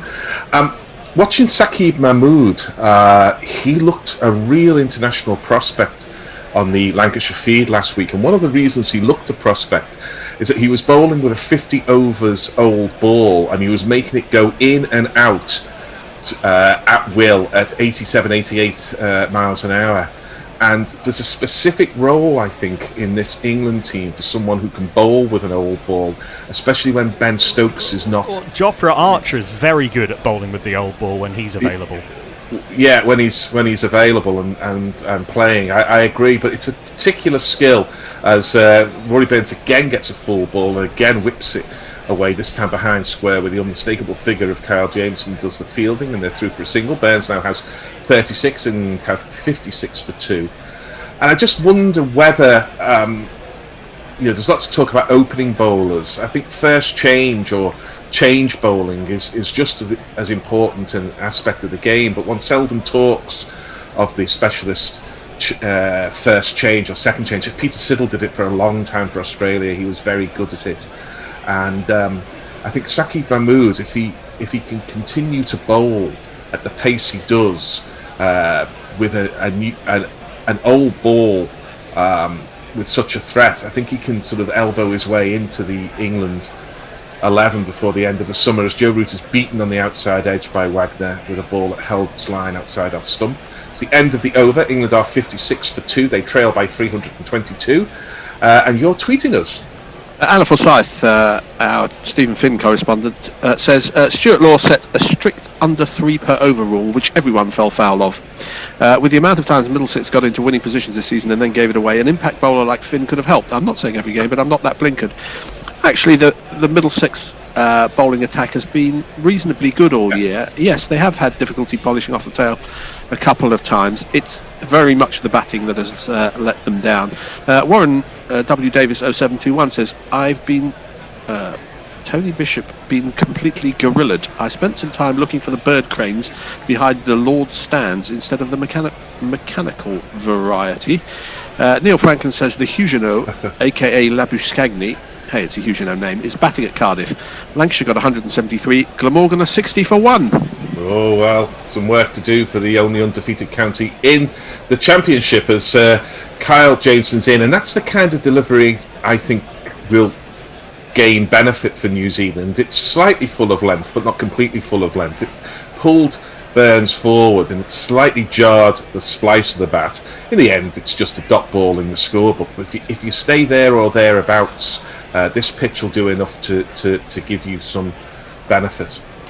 It's been a curious game so far in a day and a half or just over of trying to read this pitch. We've had periods where those type of deliveries. I'll come to that after this ball. Jamieson's in again. It's the same sort of delivery. It's met with a defensive bat from Burns, and I just wonder whether. And we did see a delivery earlier whether Jamieson might try and bowl Burns round his legs, because you could see the leg stump as that ball was defended. We've seen periods where plugging away top of off and the ball's done very little and it's just been a game of patience. And then we've seen periods where the ball has suddenly started moving, particularly off the seam. And there doesn't appear to be any obvious factor as to why that is the case. So this pitch is a confounding one thus far, but it's making for a very interesting test match. Yeah, it's a pitch in which you're never really in as a batsman, although one batsman's made 200, which rather gives the lie to that. It's very full, and that one swung a little away, but it was so full that most of the swing was after the ball had pitched, actually, and BJ Watling ended up taking it in front of second slip, Steve Harmison style. Well, that's a good delivery, though, from Burns. It's a strange, it was an outswinger which beat Rory Burns on the inside edge. It's just one of those drives that you play instinctively because it's that full, but he didn't really commit to any sort of stroke. Yeah, he wasn't quite in front of second slip, but he was on the way to second slip, and it did move quite late. It sort of went down the track. It's okay. That's the ball that bounced up there on Burns, and he sort of rode it. He does play that shot quite well, actually, where he rode the ball there, and it went away into the slip cordon. This is a challenging over from Jamieson. They have been. His figures are 1 for 20 and he's in his 7th over, but from memory I think most of those 20 runs were all scored in 1 over when I think it was Burns clambered into him with a couple of 4s. He strayed onto Rory Burns' pads a couple of times. Yeah, we're seeing a close-up of the ball here with 2 fingers down the seam as this is full and Burns just defends it there. I think he would have driven that had the previous 4 deliveries not been the challenge that they were. We'll be coming to your social media at the end of the over, which is in 1 ball's time. He's got the thumb down the seam and 2 fingers over the top of the seam, so it's very much the steering of the ball by the seam that we're seeing here from Kyle Jamieson. When I was a bowler, I could never manage to get the thumb underneath the seam. I had to have the thumb at the side, otherwise the ball just went all over the place. And that's why, of course, I'm not playing Test cricket for New Zealand. As very full again here is Jamieson, and Burns gives him full respect, doesn't play the big drive, and the ball just skews off an outside edge to gully. That was 89 miles per hour, would you believe? England 56 for 2. On YouTube, and I'd like to say at this point, congratulations to YouTube for putting time stamps next to comments, which is a relatively new thing and is very helpful for us. Mr. Cricket says, just started following Guerrilla Cricket. You guys are doing a great job. Love from India. King's Gambit says, just started watching the rerun of yesterday's Netherlands-Ireland ODI. Cricket broadcast live on Dutch TV. Sharanu Shandanavar says, hi. Colin says, Burns' wagon wheel will have all his runs at back with a square leg. Dara Azizi says, kudos to Darren Stevens, not sure about what. And Colin says, has the discussion about Hasib Hamid into the squad passed? Well, I don't think there's been one. He's probably worth waiting till he actually gets in the team. He's in the squad as the backup opener because James Bracey, who was the backup opener, is now the wicketkeeper because Ben Foakes got injured. Here is Wagner in outside off stump, and that just goes along the ground again. That's that variable bounce that we're seeing. And sooner or later that's going to cause some problems, but it was well outside off stump and Root just left it alone. He does do a bit of gardening, so he's just showing that he noticed that ball was keeping low and that he's got an eye for it for the next delivery. There was something that was noteworthy about the Netherlands-Ireland game from a guerrilla perspective. Either of you guys know it? I think Knackle probably does. Yeah, I do. As this ball is outside off stump again, no run. It was a one-run I don't want to spoil it for anyone, but Netherlands won by 1 run. They did, but there was something about that 1 run. Knackle will tell us. Well, it and everything else was scored by Dutchbird Kate, who was Cricinfo's official scorer for that game, friend of the show. So congratulations to one of our long-term listeners who's been an occasional visitor to the show, and we wish her well in her new career, scoring for Cricinfo. As this ball is well outside off stump, taken ankle height by BJ Watling. It seems bizarre here to say this, given Wagner's usual MO, but Watling could be standing up for this stuff, couldn't he? It's very odd. We've not seen anything into the ribs or anything that looks like it was an attempt to get the ball into the ribs for Neil Wagner. I don't know if he's just recognising that the pitch isn't actually that sort of pitch, but Wagner has been a bowler over his career that he's been able to get the ball up into that region off almost any pitch. Yeah, if it's a double bluff, it's a long-lasting one. He's in again, he's full outside off stump, and this is a kind of stalemate here because Wagner's hanging the ball out there wide for Root to have a drive at, and Root's saying, look mate, I want to make 200 like your opener, so I'm not going to be driving at those, you can bowl them all day. Yeah, this is a real New Zealand strangle. There's quite a lot of similarities in how New Zealand under Kane Williamson played and how Pakistan played under Misbah, where it's just about wearing the opposition down rather than blasting them out. Yes, Wagner's in again. This is slightly shorter outside the off stump, but certainly not a short ball, and Root does play a kind of paddle through mid-wicket. He certainly wasn't trying to hit that ball hard, and he helps himself to a couple just to keep the scoreboard rotating and his own score moving forward. He now has 17 from 66. It's not often Root has 17 from 66 because he's a busy batsman. He's usually well able to get strike rotating singles, but as you say, the strangle has been on. For some reason we're seeing the ball come in and BJ Watling take it. Oh, it's Joe Root diving out of the way of it there. The throw coming in from much the same place that Jason Roy returned the ball to Joss Butler, but I better stay quiet about that. As this ball is pushed at by Root, who defends. It's the end of the over, 58 for 2. Rather a lacuna in what's been pretty much all action day so far. Messi Jez says, yes, Gary, tomorrow's forecast is dubiously hyperbolic. I'm due on air at 11:30, he says, which is peak raininess according to the Met Office. I don't suppose you'll be able to find a few words to fill 30 minutes for wibbling. Will you? I think you probably will. Neil Franklin says, yes, Gary, but Mahmood was bowling at Yorkshire's under-11 batting lineup. Yes, there was a bit of that, but by the same token, there were plenty of balls that they couldn't actually get near to. He was that good, and he did bowl particularly well. And that under-11's batting lineup, they all resisted in the second innings. They're always getting big scores, but to a man, they stood by the white rose and made the red rose work particularly hard for that rose's. Farong is auditioning to be your setup man, Gary. He says, I see. 25 overs to complete the day. Doubt they'll be able to bowl them all by the extended half hour. Yes, indeed. Here's Kyle Jamieson. That's a lovely delivery. That was a little... Well, it was pretty much length, and Burns looked to play at it, and then the ball was seaming away from him, and Burns has now gone down the track. He's looking at where that ball pitched and how it could possibly have gone quite so far, and he's pushing down a divot or two that the seam may have just bitten into the pitch. 2 slips and a gully. I'd be very inclined to put a 3rd slip in the way Jameson's bowling here. Kane thinks otherwise, as he's in again, and this ball is defended by Burns, who has a curious kind of batting crabby style and a curious setup. But the moment that the bat hits the ball, he's got one of the broadest faces to a bat of any player in this England 11. So, as usual, Stephen Smith style, you can do an awful lot before the ball hits the bat, and you can do an awful lot after the ball hits the bat.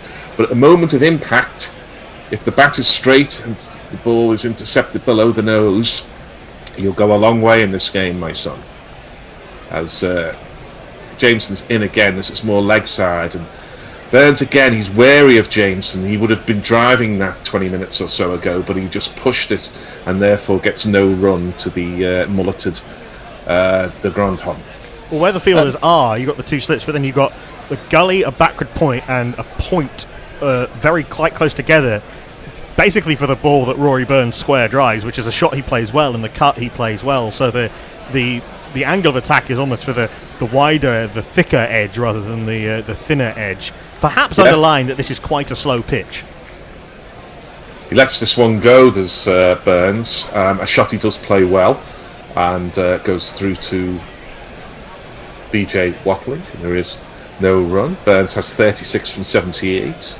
Root has 17 from 67. It's a handy, if not speedy, partnership. Neymar Butlin says, little known fact, Wagner was a good amateur boxer who toured the South Island, challenging folks to step into the ring with him. It was known as Wagner's ring cycle.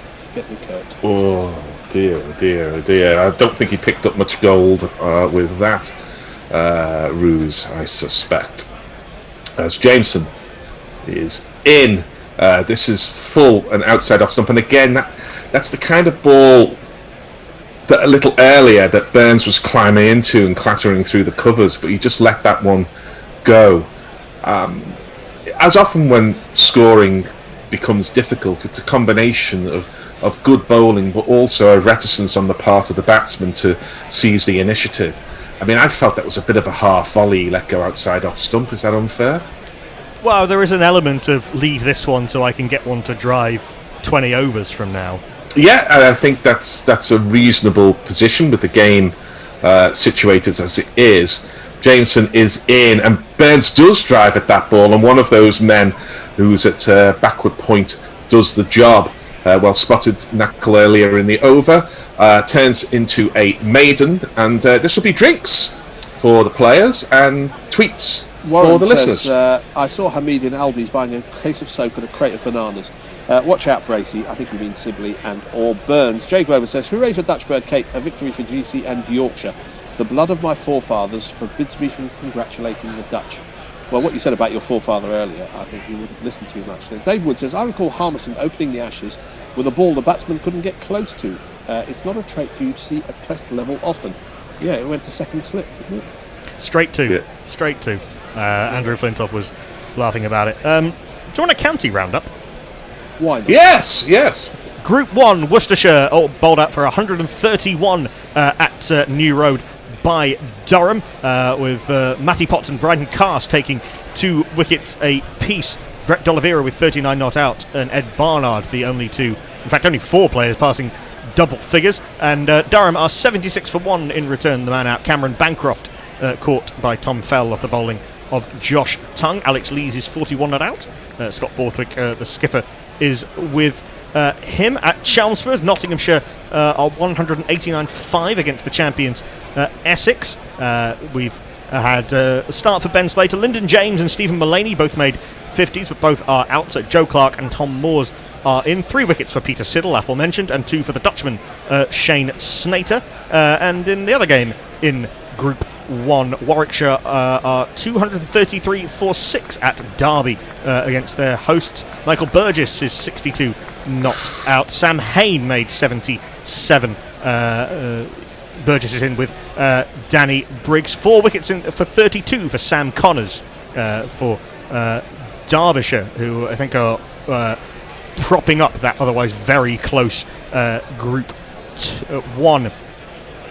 Group 2, just the 2 games in Group 2 this week. At Taunton, Somerset are 266 for 7 against Hampshire. A very good partnership, though, recovery from Rollo van der Merwe and Lewis Gregory, who were both in the 70s. That partnership has taken them from 113 for 7. Keith Barker, 6 for 63 for one of the grand old men of county cricket, the other to Brad Wheel. Keith Barker keeping on, and Leicestershire dominating against Gloucestershire at Leicester, 300 for 4 they are. Marcus Harris made 148, the Australian, batting at number 3. Colin Ackerman, the captain, made 57. Lewis Hill is 40 not out. 2 wickets to Glenn Phillips, the New Zealander, who is more renowned as a wicketkeeper, but he's bowled 17 overs today.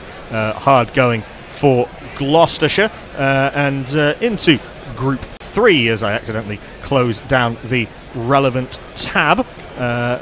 Into Group 3, Sussex against Yorkshire up at Headingley are 197 for 5. Ben Brown is 92, doing the bulk of the scoring for Sussex. Aaron Thomason made 40. 3 wickets for Jordan Thompson, the all-rounder, 1 each for David Willey and for Harry Brook.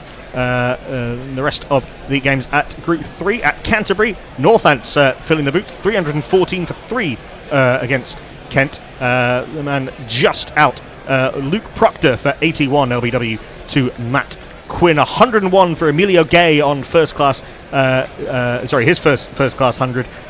66 for Ricardo Vasconcelos.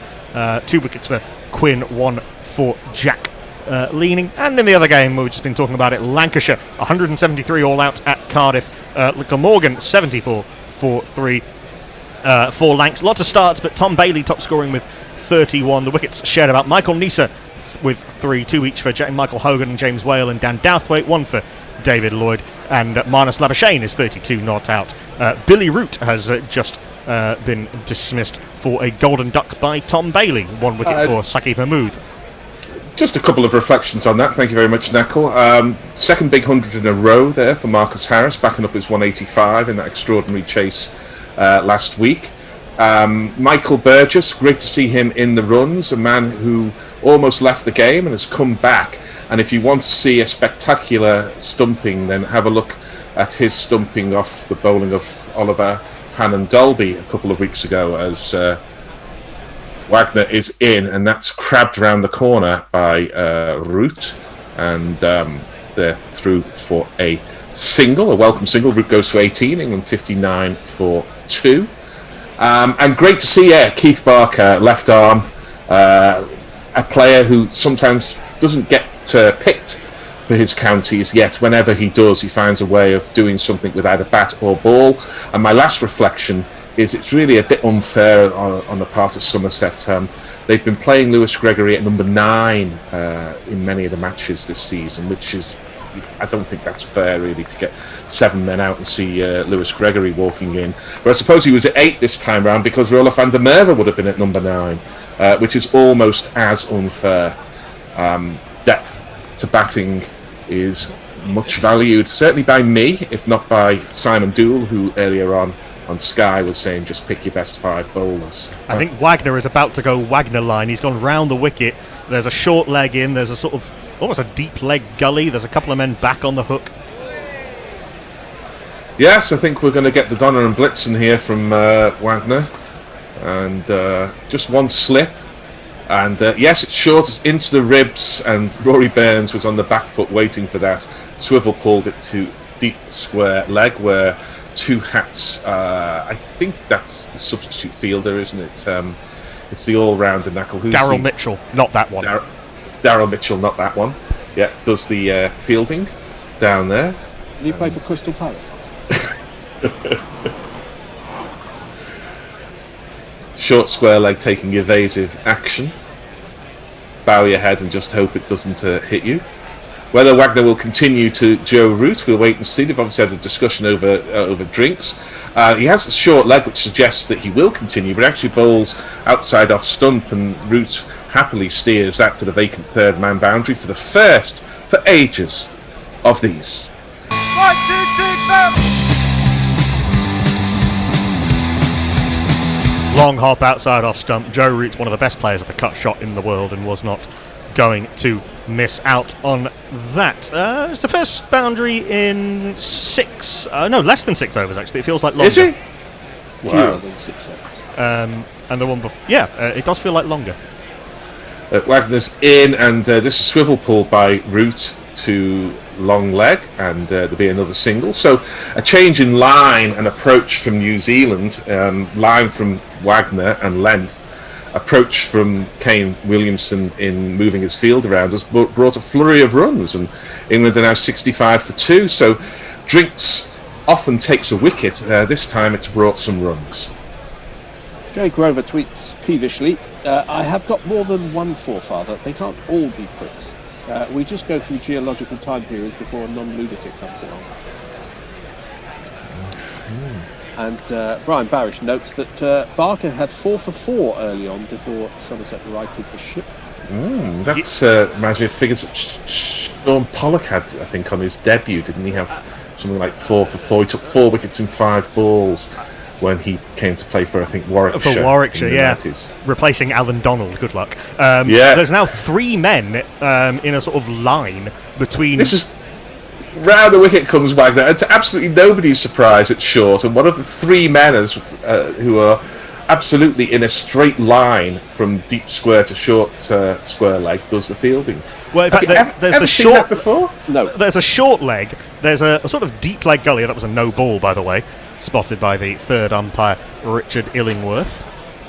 There's a short leg, a square leg, and a deep square leg, all in a geometrical line. Well, and then there's a horizontal line going from a sort of deep leg gully to a square leg to a squarish mid-wicket, saving one. Wide on the crease, and round the wicket comes the left arm Wagner to the left hand Burns, who swivel pulls this down to long leg, and all of a sudden runs are coming at a rush here.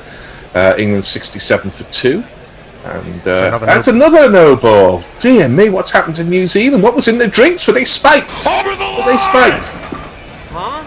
I'm sorry, Smokey. You were over the line. That's a foul. You wonder how many we've missed when before the introduction of just letting the third umpire do it. But I think he can't be bowling to a 2-7 offside to leg side field, but it's pretty close.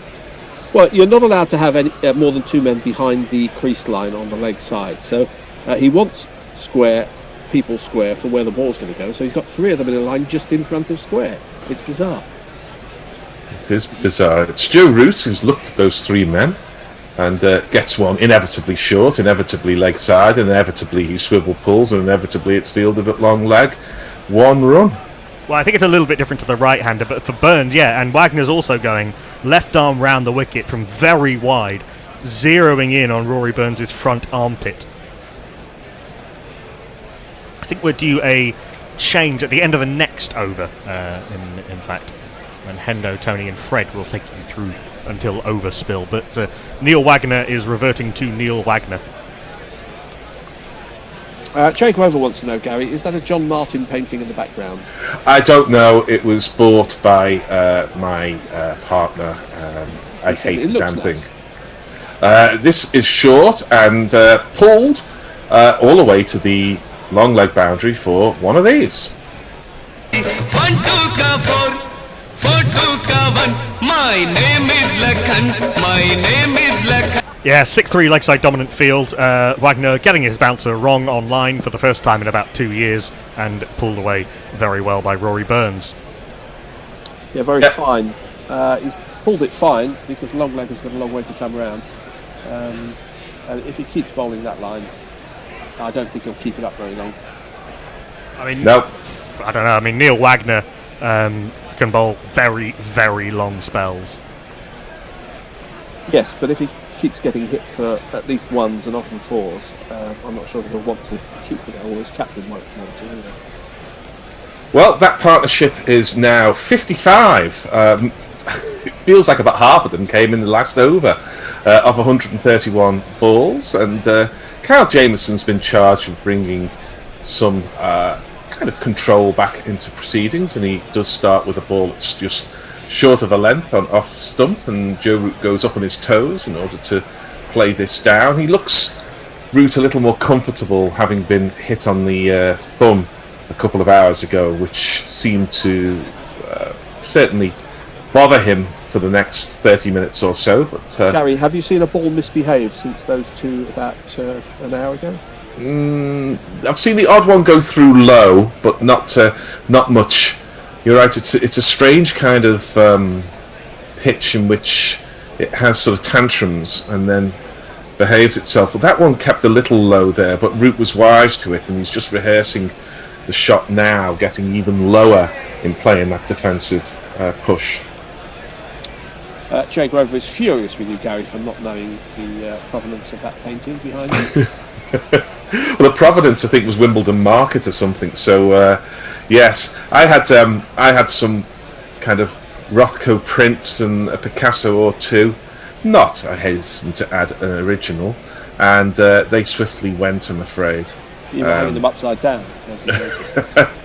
This ball is clipped by Root from off stump into the leg side. That was a curious shot because he didn't move his feet at it and kind of tried to whip it Stephen Smith style through mid-wicket, but it didn't work. The man fielded it.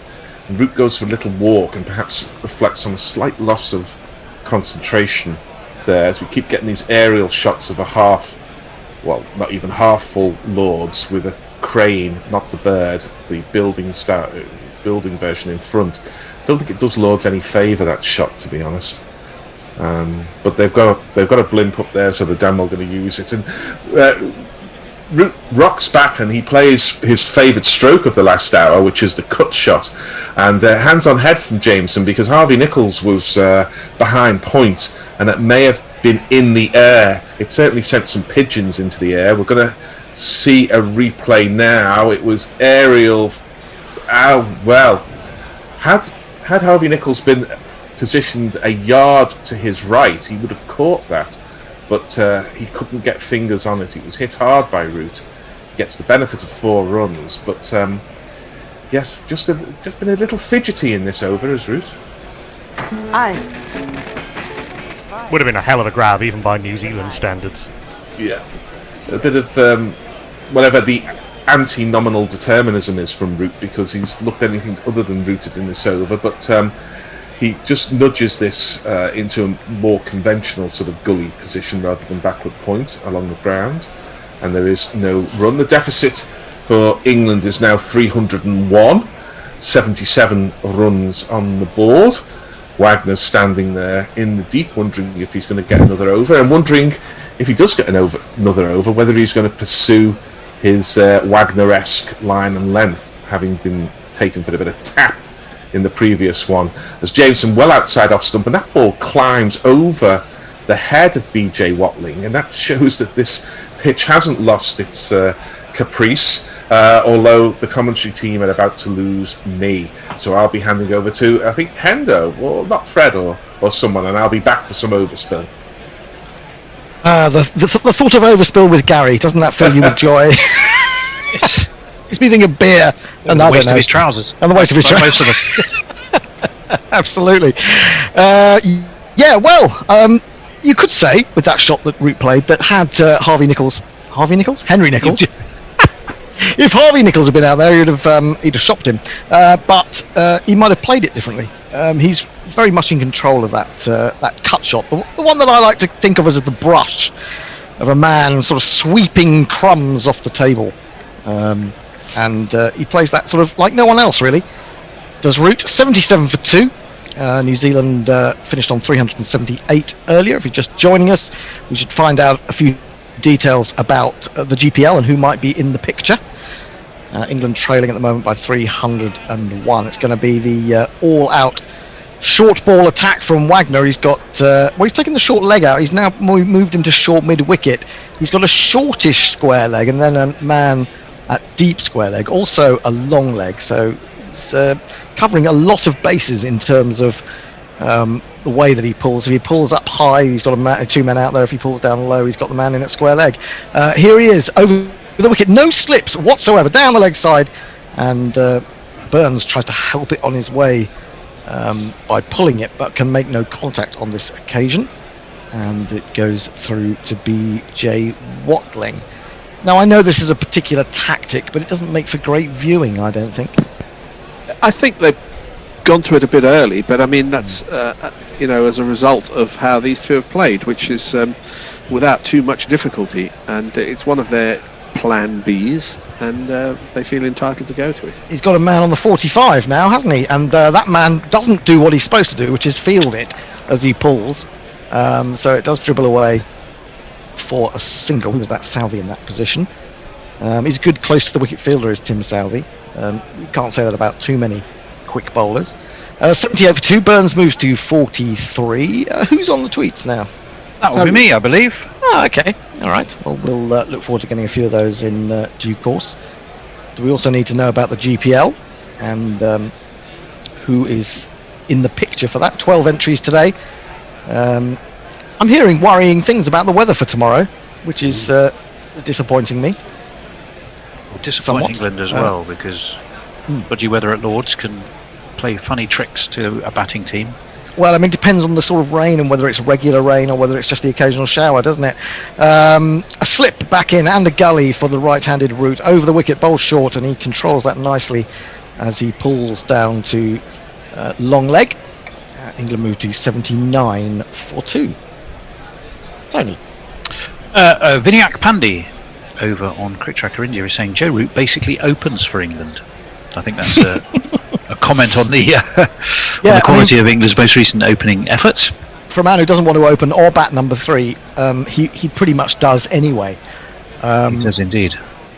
I don't know if that's any relation to Nakul Pandey. I don't believe it is, but it was from Vinayak Pandey. Loads of people, by the way, on Cricket Tracker India enjoying our coverage, which is great. It is really good. Wagner in again, short, pulled, funnily enough, by Rory Burns into the ground, and it's fielded by the man at square leg, the one who's just in front of square. He's got a long leg and a man on the 45, and then he's got a square leg who has to be in front, because you're only allowed 2 behind on the leg side. And then the deep square leg has to be slightly or marginally in front. It's something for the square leg umpire, maybe not so much the square leg umpire because he's behind him, but for the standing umpire at the bowler's end to have a look at. Although he may not be able to tell what the angle is. Here is Wagner to the left-handed Burns. Burns pulls, hits it really well, and he's hit it behind square. There is no one there, or certainly not on that particular angle, and it's 4 runs. That went like a tracer bullet. Something like that, yeah. Tracer bullet. I always think a tracer bullet shot is the one that goes all the way along the ground, or pretty much along the ground. Shoots a bullet along the ground. Very good point, actually. Why? Yeah, I don't know why. Oh, those people in the Olympics who are shooting from a lying down position. Well, you do get that. You do get that in the biathlon, don't you? Yeah. Well, that's the heart Norwegians. monitors. That's Norwegians for you. Biathlon. Is there a more tedious sport? Biathlon. Ski uphill for miles and then shoot. Yeah, I'm not keen. I have to say. It's not good telly. It's not good telly either, but Eurosport put it on for hours upon hour.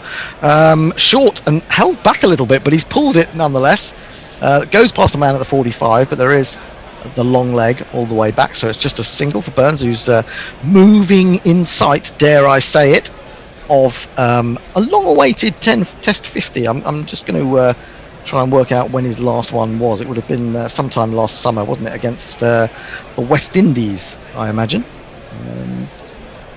Got a couple of 50s in that series, 234 runs at 46, had a terrible series against Pakistan, 20 runs in 4 innings, averaging 10. Sorry, not averaging 10, top score of 10. And didn't really perform well in those tests that he played in India, so it's been a long road back. But he's been doing really well in county cricket. Now he's on 48 not out from 89 deliveries. He's going to face Kyle Jamieson again. And he's looking for what would be a 9th Test 50. He's got a couple of hundreds to go with that. But he's looking for a 9th Test 50. He'd like to turn that into a 3rd Test century, but let him do it one step at a time. 2 slips in the gully for Jamieson. doesn't look so comfortable bowling from the pavilion end, really. But he's in, and he bowls, and he's flicked away. It'll certainly be 1, might be 2, might be 4. Is 4, is a 50 for Rory Burns. He's gone on to 52.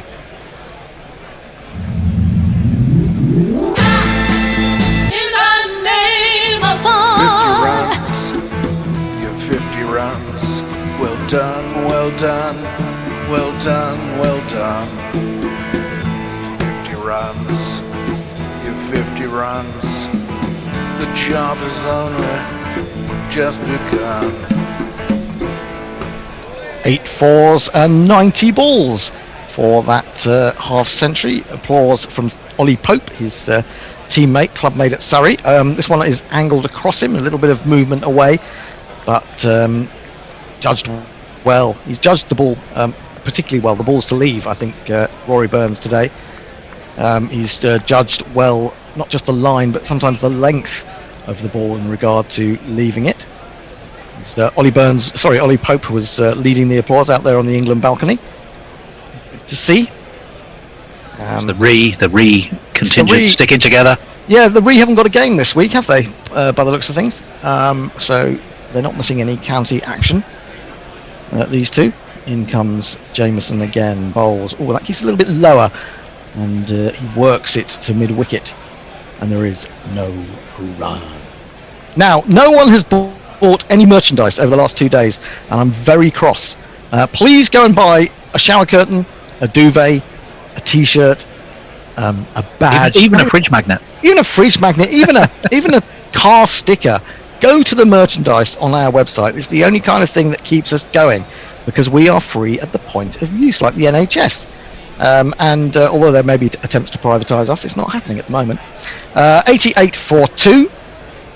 Jamieson in again, bowls, and again once more starting on the line of leg, but that in swing to a right-hander takes it across the left-hander, and he can leave it alone. He knows where it's going. He comes down the wicket to have a little prod at the pitch.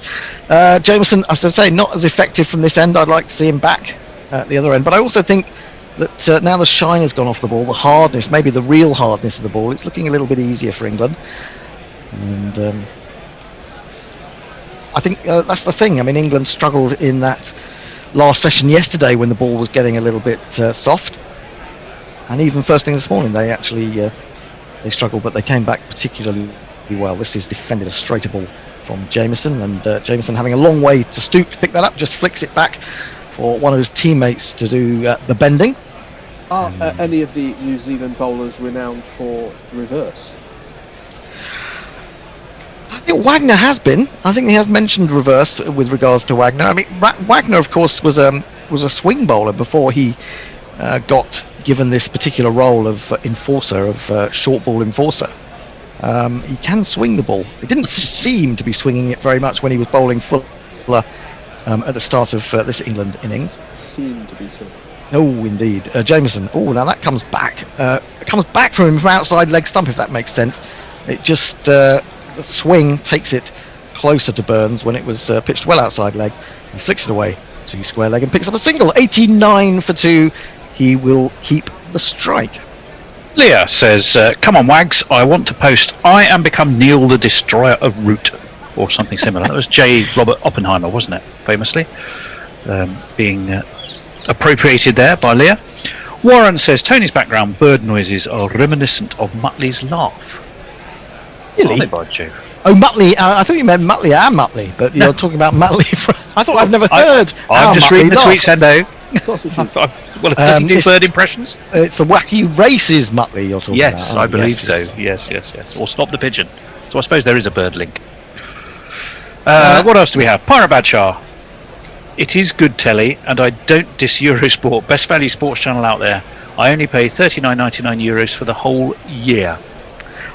Almost every time I put Eurosport on, expecting to see a sport that I like, I get biathlon or I get cycling, and I'm not a big fan of having to lie down on the snow trying to shoot a rifle. They charge for Eurosport. They used to not be able to give it away. I think they charge for bits of it. I certainly don't pay for it. Anyway, we're going to have a change of bowling. We're going to have a change of pace. For the first time, we're going to see a bit of spin, and it's going to be Mitchell Santner who is going to bowl. Unfortunately, our Jingle Meister has vacated momentarily his post. vacated his post. He has gone Sadna baby, AWOL. Spin one past the edge for me. Thanks, thanks, Fred. You're very quiet that'll again, do Fred. for that. Although You are very whilst you're quiet. singing, we have to be thankful for that. But we do. The producers put it down in the mix. You know, he's got some session singer to record it. Get nearer to your microphone. Hello! That's better. that's better. Or Anyway, not. so let's have a look at the field. Well, we'll have a chance to do that hopefully when the camera pans back a little bit. We're on Rory Burns close up at the moment. He's got a slip and a forward short leg. Oh, now there is a little bit of turn from, I guess, some footmarks that have been made. So that's a little bit of encouragement, isn't it? He's bowling with the slope, of course, sloping down towards the tavern. He's bowling from the nursery end. He's over the wicket, bowls to Burns. Burns tickles this to the man at short square leg. There is also a shortish mid-wicket, so if he just tries to clip the ball and doesn't quite get it, it might just go up in the air, might just pop up to him. So he's got to be a little bit careful.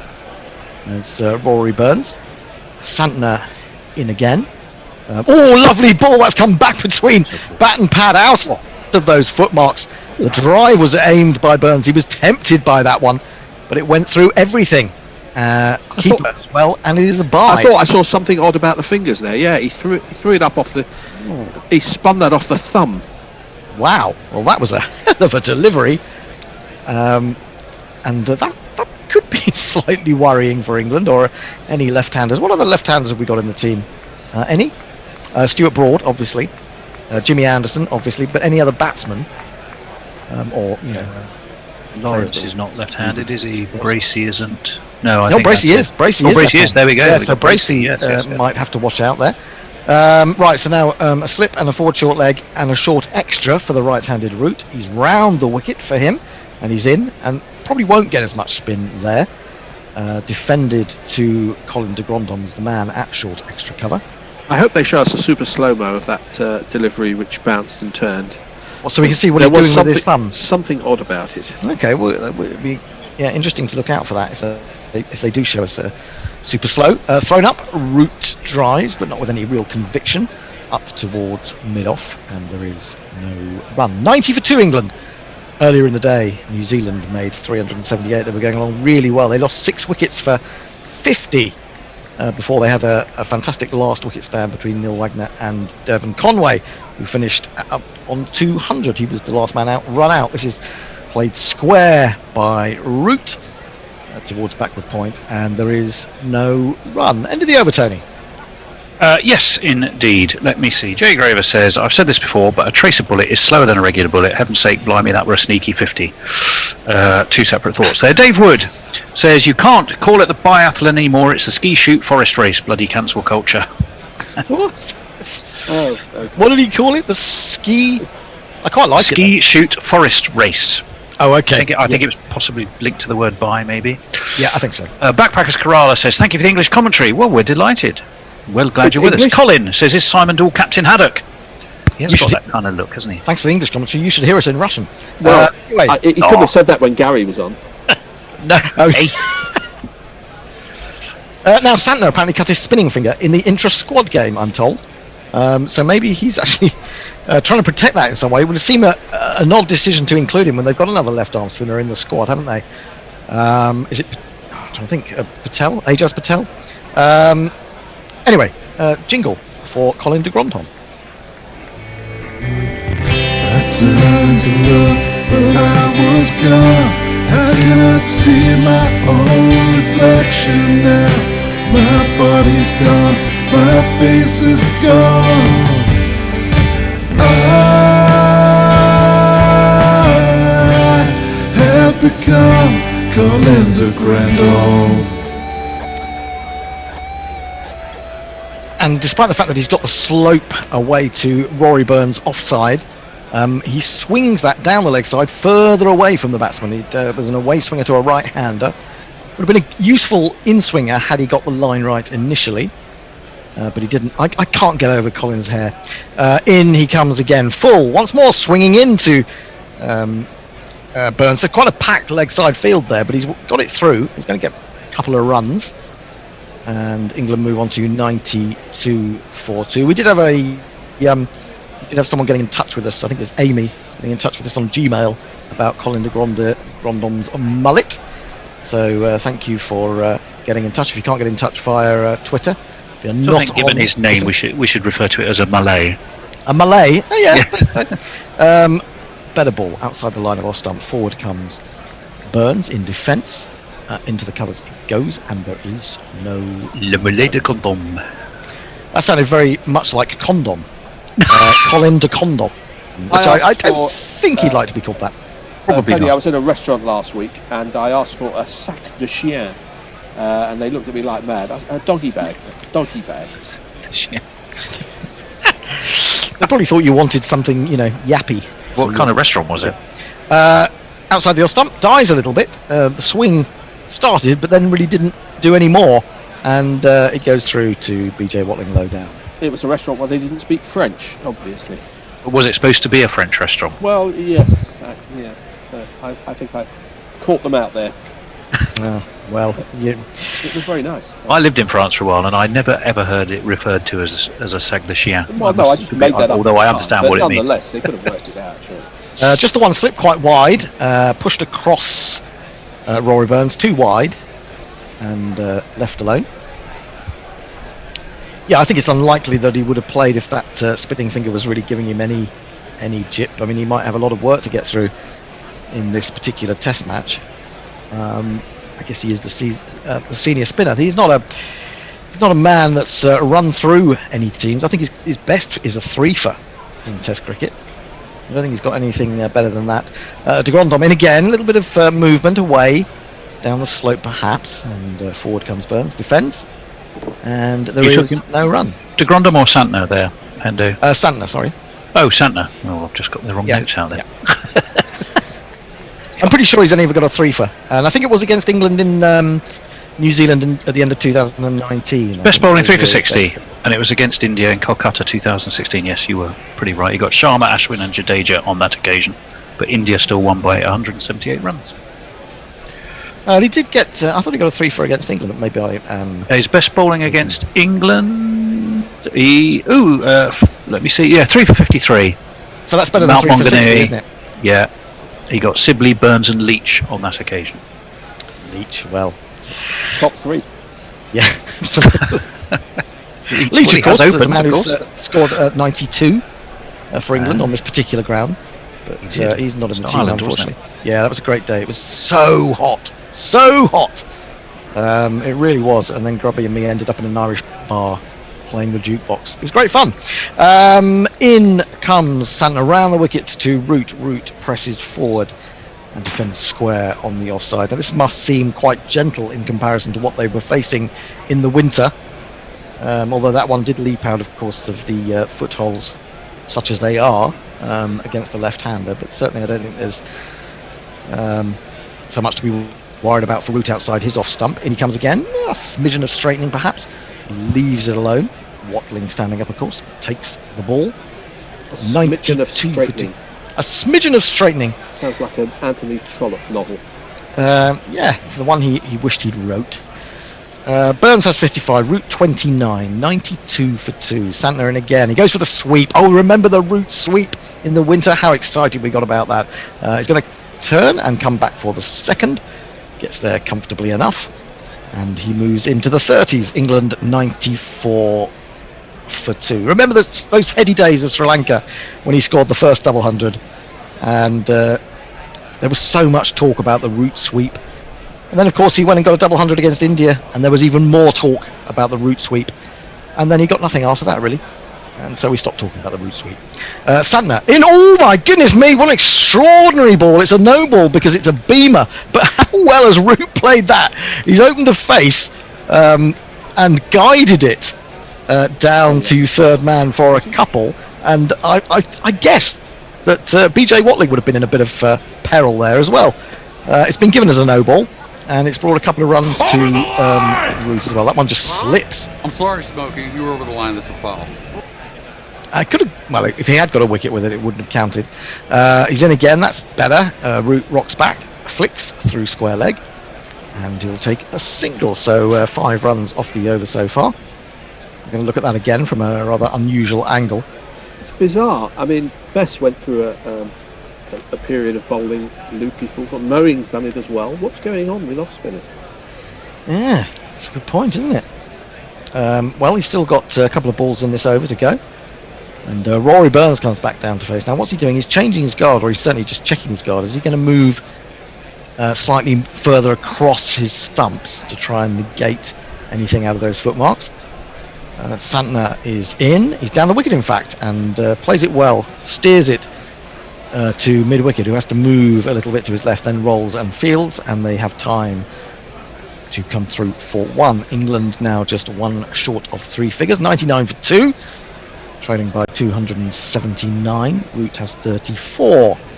Final ball of Santner's second over.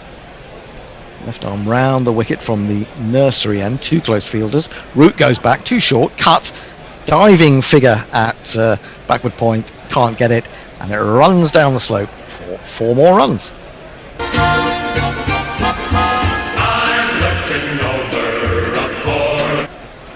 100 up for England, 103 for 2. That was a useful over.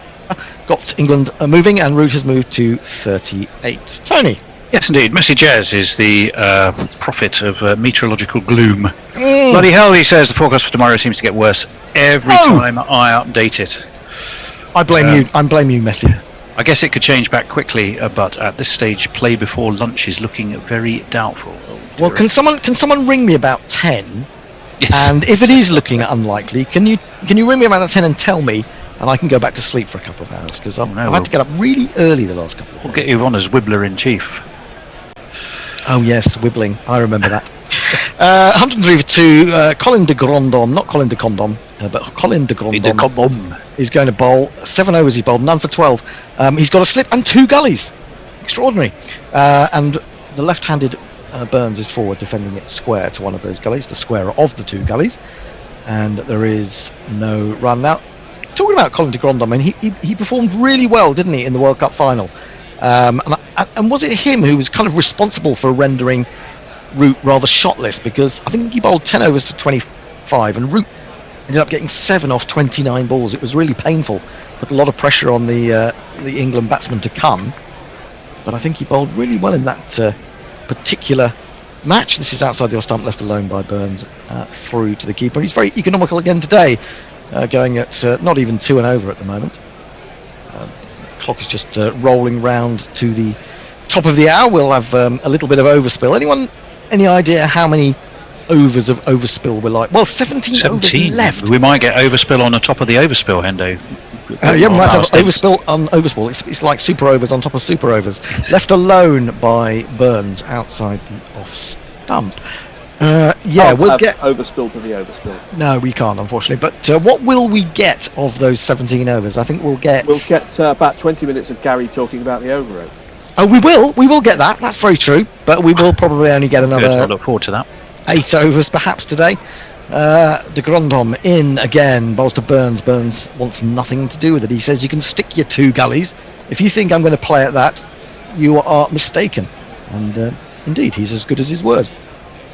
103 for 2. Any tweets? Yes, Jay Grover. You can tell as the evening must be wearing on as Jay Grover's tweets get more linguistically colourful, shall we say. The next one just starts off by saying "fuck off." Oh right, okay, fair enough. Outside the off stump once more. Burns is playing for tomorrow as much as anything, I guess. He's on 56. He wants to add a 3rd century to his record. Goes on to say, I just want to give it away. I think he's complaining about no one buying stuff. He says, I've just bought 2 t-shirts, one for me, even though I don't wear t-shirts, and one for Midar. For fuck's sake, I'm really a patsy for you tossers. You are pressurising bastards. There you go. Well, I wish it wasn't you who had to be pressured, Jay, because you've shown great willingness. But indeed, it's one or 2 others. Outside the stump, I'm not sure that he played at that. He started to. Maybe he just held the shot back, and through it goes to BJ Watling. I'll do 1 more over, and then we'll have Gary with overspill. Just to say on the GPL that we have had 235 runs in the day so far, and the lowest GPL entry is 262. So unless England get a real move on and hit 27 runs in the next half an hour, you're going to fall short again, aren't you? you people. So you'll have to do it tomorrow. Simple as that, really. I rest my case. Any more, Yes, I'm on summary, so I'm supposed to say something. You are something intelligible and intelligent. And I can't think of anyone. So, Tony, are there any tweets? Yes, Message Air says, I have a sneaky suspicion that sac de chien is slang for a dog scrotum, Fred. No wonder they looked at you a bit strange in that restaurant you were in. Yeah, it wasn't on the menu. Yeah. Thank God for that. Jay also says, not Fred giving minimum wage workers shit just because he can. Hero for our times. No, it was the owner of the restaurant. Dave Wood says, I feel Fred's pain. Tried ordering in French at a cafe in Paris in Manila. Or at the Café de Paris in Manila. They looked to me like I was an alien. This is swept by Root in front of square, actually. He was going to pull, then he went down on one knee and struck it away up towards the grandstand. Takes the one, he goes to 39. England 104 for 2. So Tony, you're taking a ball by ball, is that right? I believe I am, yes. Well, at the end of this over. I will do that. I was mistaken in thinking it was Gary. Gary is doing overspill, but he's not ball by balling. He's doing social, so you better get your tweets in now. Absolutely. Just 3 men on the offside, hoping that Burns will aim a shot in that direction and perhaps be defeated by the spin. Instead, he plays the sweep where there is a lot of cover out to deep backward square. They'll take one. Terrible throw from Kyle Jamieson. Went flying over Watling, who shouted out kind of warning that you get on fairways at golf. As it might have struck somebody on the head as it came in. Anyway, everyone has come out of that okay. And England have moved to 105 for 2. Burns to 57. He's faced 112. Balls Rudd is on 39. He's faced 88. And Santner is in round the wicket. Oh, lovely ball. He has got turned. He brought Root forward and went past the outside edge. And poor old Rudy's thinking, oh, come on. We had this in Ahmedabad. We had this in Chennai. I come back to Lords. What are you doing to me, ECB? Anyway, something along those lines, probably. We had a 5-session test as well, which we're not going to get. I think it's unlikely, isn't it? If ball's going to do that to right-handers, as well as out of the footmarks to the left-handers, Mitchell Santner could take more than 3 wickets in this innings. He's in again. That's 2 full, and Root works it to the man at short square leg, and there is no run. 2 balls remaining in the over. And I shall be signing off for the evening. Tony will be writing your match review tonight, as well as doing the overspill. Yes. The man he is. Sandler is in. Back goes Root. Forces off the back foot. Going to get a single. The man from Extra has sort of come round to his left to field that. Root is into the 40s. This partnership is now worth 88. It was 18 when the second wicket went down. A wild shot from Zach Crawley. Will be regretting it for, well, quite a few hours, I would think. As long as England stay out there, he doesn't have to go and field again. And Burns settles down for the final ball of Santner's 3rd over. He's in, he's down the wicket, and he works it past the short mid wicket. There is a slightly deeper set, orthodox mid wicket, and he fields it. It's the end of the over. England have moved to 106 for 2. They trail by 272. Burns 57, Root 40, and the next voice you will hear will be that of one man that you've heard quite a bit of in the last half an hour. It's Tony Bishop. It is indeed, and whoever's following me, which I think is Gary, I can tell you Jay Grover 9 minutes ago is questioning the cost of our postage and packing in his inimitable style, I might say. We're going to see a bit more of the man with the mullet, Monsieur de Grandhomme, who is surveying his field, trying to get some shine on that ball, and he will be bowling from the pavilion end towards that interesting looking new nursery end. Says 15 overs left. We don't think we're going to get those. Gary, are you fully installed and back with us? I am. And Jay Grover says, how does a smidgen of straightening sound like an Anthony Trollope novel? A Jane Austen novel, maybe, but why Trollope? I am confused. In comes de Grandhomme. It's left alone outside of his off stump by Root. It is through to BJ Watling, so we're now who's just announced his retirement, hasn't he? What, BJ Watling? Am I right? He's retiring after the series. Did I catch that right? This is his pre-anti-penultimate test. He is retiring after the World Test Championship. Fine career he's had, BJ Watling, as a keeper batter Probably New Zealand's best ever and one of the best of his era, if not the best of his era. Be some way to go out. 2 slips go down and Root dabs the ball to point, and there is no run. He's interesting to watch, isn't he, de Grandhomme? He looks sort of gentle and innocuous, but you have to be watchful. I mean, he's moving it both ways, albeit not prodigiously. But you certainly can't afford to relax against him. He's not as skilled, but he's a similar type of bowler he's not that far off Tim Murtagh in terms of approach. And this one he's in again. It swings, but swings very late. And Watling wattles to his right and takes it comfortably enough in his gloves. I think he's more Darren Stevens than Tim Murtagh. I think Murtagh's a little bit quicker. But there's definitely the Darren Stevens sort of run up and wobble one way or the other way. It's very accurate wobble dob from Colin de Grandhomme.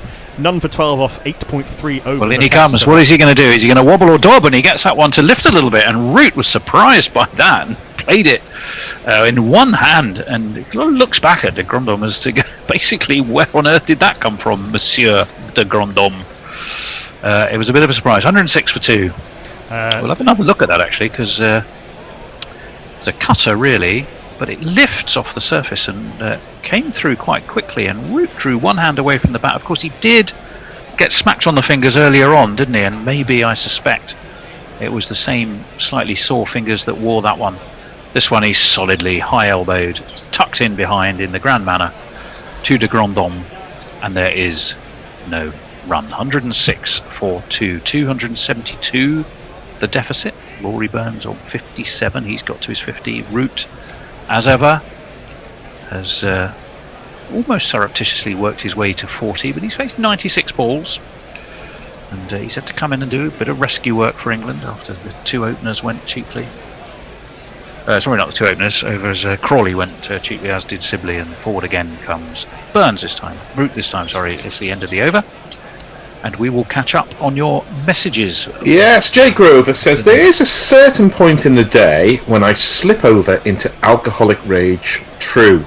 But what might soothe that comes from Woy Woy Palm, who says, can we get another play of the white-haired whinger from Liverpool? So you've actually got the real McCoy speaking now, but who wants that when you can have the jingle? Maybe we can fit that in between overs, Knuckle. Yep, you're getting the thumbs up from Le Salon Vert. White-haired whinger from Liverpool, and I'll trash everything I see. Overrated drinks, breaks, footwear ain't cool, all said with confidence and hyperbole. No, I'll never, ever, ever concede I'm wrong and talk over everybody all day. I'll be a white-haired whinger from Liverpool, and I'll dismiss what all the listeners say. No, that's wrong actually, because what they need... Wagner is back into the attack, so we probably should have jingled him, but we got a bit of pretend Gary instead, and Burns has played him away into the offside. Here is Mr. Wagner. That's Neil Wagner. He's my boss. And when he takes 5 wickets in an over, it was murder.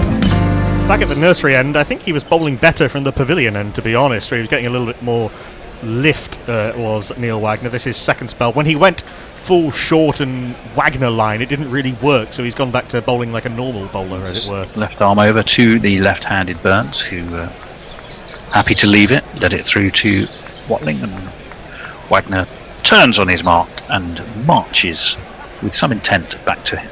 Slightly curious change. Next delivery. Slightly curious change, given that Mitchell Santner's starting to get the ball to turn a little bit from the nursery end, and now he's been brought out of the attack. Well, I'm just thinking, if you're bowling sort of left arm from that nursery end towards the pavilion, then if he was slanting it across a right-hander, I could see how that is potentially interesting. That one does rather square up Burns, and he will get a single. It's just misfielded. Might even have been a drop. We might need to have another look at that. Oh no, I think it bounced well Burns short. has got himself a single. I think it bounced well short of the man at backward point. Yeah, I think maybe just about. We'll have another look for you right now. Actually, that went back up the hill. Burns was a horrible, ugly shot, but yes, it pitched well short. It barely it bounced on. It barely bounced on the cut strip. In fact, I think it was the misfield that upset the fielder. But it was an interesting delivery, and it was a horrible shot from Burns, I have to say. Brings Root back onto strike. He's on 40. He's tapping his mark. There's a first slip and a third slip, really, and Root just steers it to square leg. And there's no run. 78 miles an hour from Neil Wagner. None for 34 for him. You can see Dan Lawrence and Ollie Pope. Ollie Pope is padded up. I don't know at what point they might be thinking about a night watchman. Actually, who would be given night watchman duties were England to need one tonight? It's a good question. There isn't really an obvious night watchman. You know Jack Leach, who's normally nailed on for it when he's playing, isn't he? Wagner, that one he does fire across Root, the right-hander, but Root guides it into the covers where Jamieson does the fielding, and there's just a single. I mean, there isn't an obvious choice because Ollie Robinson is quite a decent number 8 or number 9. Mark Wood is a very aggressive tail ender. You're not going to make Stuart Broad make night watchman, and the risk of injury to James Anderson is too great to risk it. So I don't think England will bother with the night watchman. One of my foxes has obviously been snuffling for food because he's just come back into the garden with a mouthful of something enormous. It looks like a sandwich of some kind. I don't know where he's got that from. 108 for 2. Wagner's going to be in. The 2 slips ready again. It's pushed back to him by Burns. Burns, he does, particularly against left armers, he does often seem to get himself sort of very square on when he's playing defensively. Makes you think he should be an LBW candidate. We're getting some love for him, though, on the tweets. Grand Theft Artoad, who was with us, I think, earlier, says, I do enjoy watching Burns bat, like I enjoyed watching Jack Russell bat. I have literally no idea how he does it, but I love to see it. Fair enough. Nigel Burgess has a great personal risk. He's placed, from the wife, he's placed an order for some of our merch, which I think is what it's called these days. Excellent. Diarmuid Roachford says, that man's mullet is ace. Pure business at front, illegal rave in a field. Oh, pure business at front, illegal rave in a field at the back. Dave Emery's says, Knackle doesn't remember Brendan McCullum. Cue jingle. Yeah, I knew. Just on that, as we have a change of bowling from the pavilion end. This one's whipped away off Southey down to deep backward square, and Root gets himself a single and will bring Burns back onto strike. Let me jingle Tim first up before I respond to that. By Southey tonight. To fly with Tim Southey tonight. I probably won't fly with Tim Southey. And again, I just bowled superbly in his first spell either side of tee, 1 for 17 off 8. Brandon McCullum did most of his best work with the bat after he gave up the gloves. So I stand by my point that BJ Watling is New Zealand's greatest ever keeper batter. Interesting point. Burns is on 58. He's going to be facing Southey, who is bowling from the pavilion end. He's right arm around the wicket to the left-handed Burns, who angles the bat and quite expansively, but not particularly productively, guides this away into the covers, and there's no run. I'll own, by the way, every element of the white-haired whinger from Liverpool, except the one that says I talk over people, because I try not to do that, but the technology is so jerky and unreliable, although it's calmed down a bit from the previous stint. So guilty as charged with mitigation for one of the points. It has calmed down a bit, hasn't it? You're right. As round the wicket, this one, grubs, gets an inside edge for Burns, who was looking to drive through the covers, and it grubbed all the way off an inside edge, and I think Watling got there just in front of first slip though. Yeah, very strange being able to... Very extraordinary shot, wasn't it? Very odd inside edging and outswinger, but he was trying to play that very square Rory Burns, which he does try and do, which is fair enough, letting the ball come to you and playing it square, opening the face. But Southey is getting a little bit of movement. I really enjoyed watching his first spell as Gary upbraids one of his children. Indeed, I wonder what was going on there, as this one is left outside of off stump by Burns. Through to Watling it goes, and there is no run. He's intently scratching at his mark, is Rory Burns. Psychologically, it's that time of the day. A wicket now for New Zealand, and they'd feel cock-a-hoop. England, in turn, will be desperate to keep this pair there until the close. That will be 6:30, we think. Where are we now? So 15 minutes to go. We're not going to get through. We're going to be short of overs. Of course, we did have the innings break. That one beats the outside edge. Burns, your very point knuckle. He was down on one knee, looking to drive away again through the offside, and was beaten comprehensively. And my goodness me, that could so easily have feathered an edge. Ross Taylor has his hands to his mouth like a man watching a particularly squeamish moment in a horror film. I'm not sure about it. He looked more like he It was playing. was close. He looked more like he was playing the harmonica. Ross Taylor. Maybe he's a bit of a harp player. Who knows? Ross Taylor in the Blues. Ross Taylor in the Black Caps. Yeah, blind Ross Taylor. blind Lemon Taylor. As that one's wide by Southey. Started wide, went wider, and Burns quite rightly wants nothing to do with it. And through to Watling it goes. It's the end of the over, and we'll catch up on some more messages. First of all, apologies for anyone watching on YouTube there. My elder boy Jesper had to collect his kit because he's going off to boxing. I asked him to give an apologetic wave, but he refused. Is he any good? I don't know. He doesn't fight. My nephew does, and he's won his bouts in Essex, and that sounds like some kind of euphemism, but no, he does competitively box. Jesper just uses it for training. Jay Grover says de Grandhomme looks like. There's Wagner's in. It's left outside of off stump, and it goes through to Watling, left alone by Root. Sorry, Gary, go on. It's excellent. This tweet says de Grandhomme looks like the bastard child of Mr. Bean and Eric Cantona wiped up in Frankenfurter's, or whipped up, it should be, in Frankenfurter's laboratory. That's too niche a reference for me to relate to. Steve Reeves movie. 109 for 269, the deficit for England. This one again is left alone and goes through to Watling. I should tell you my boxing story. You made me think of it there. Go on. Well, years ago, do you remember a boxer called Jack Bedell? Same sort of era as Henry Cooper. I always remember my late dad used to call him the horizontal heavyweight because he spent most of his time horizontal with the soles of his feet up in the air. Wasn't there a boxer who newspaper sponsored the soles of their feet? Yeah, they did. It wasn't him. It was the guy who got the Olympics. Anyway, I'll finish that story in a minute. As in comes Wagner, that one swings in, but Root plays it solidly enough, and de Grandhomme comes in to field from mid wicket. No run. Can I just say, I was working with a very charming young lady at the time, and her name was Terry Bodell. And I said, do you know what? I remember a boxer called Jack Bedell. He was called the horizontal heavyweight because he was always getting knocked out and lying flat on his back. And she went, yeah, it's my uncle. Well, there you go. So there we go. In comes Wagner. Left alone by Root through to Watling. No run. My favourite boxing nickname was a boxer in Scotland, I think in the 1920s or something, who was known as One Way Ticket because he went home in an ambulance. That's quite grim, isn't it? It is rather to do. 109 for 2. Just on night. If you're a boxer in the 1920s in Glasgow, in fact, if you're anything in the 1920s in Glasgow, life could be pretty grim. So, we've got one or two tweets to get through at the end of the over.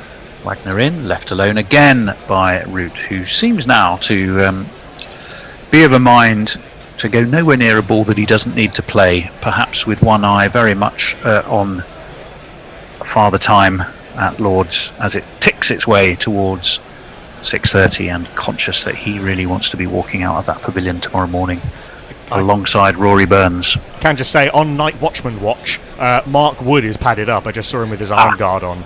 Seems rather aggressive for the role, I have to say. A very proactive Night Watchman would go. Well, he may not be. Maybe he'd have to sort of slightly amend his normal batting style. As onto the back foot goes Root to push this into the onside. De Grandhomme again comes running in, and 2 or 3 seconds later, his hair follows him, bouncing along behind. Well, we have tweets. 109 for 2.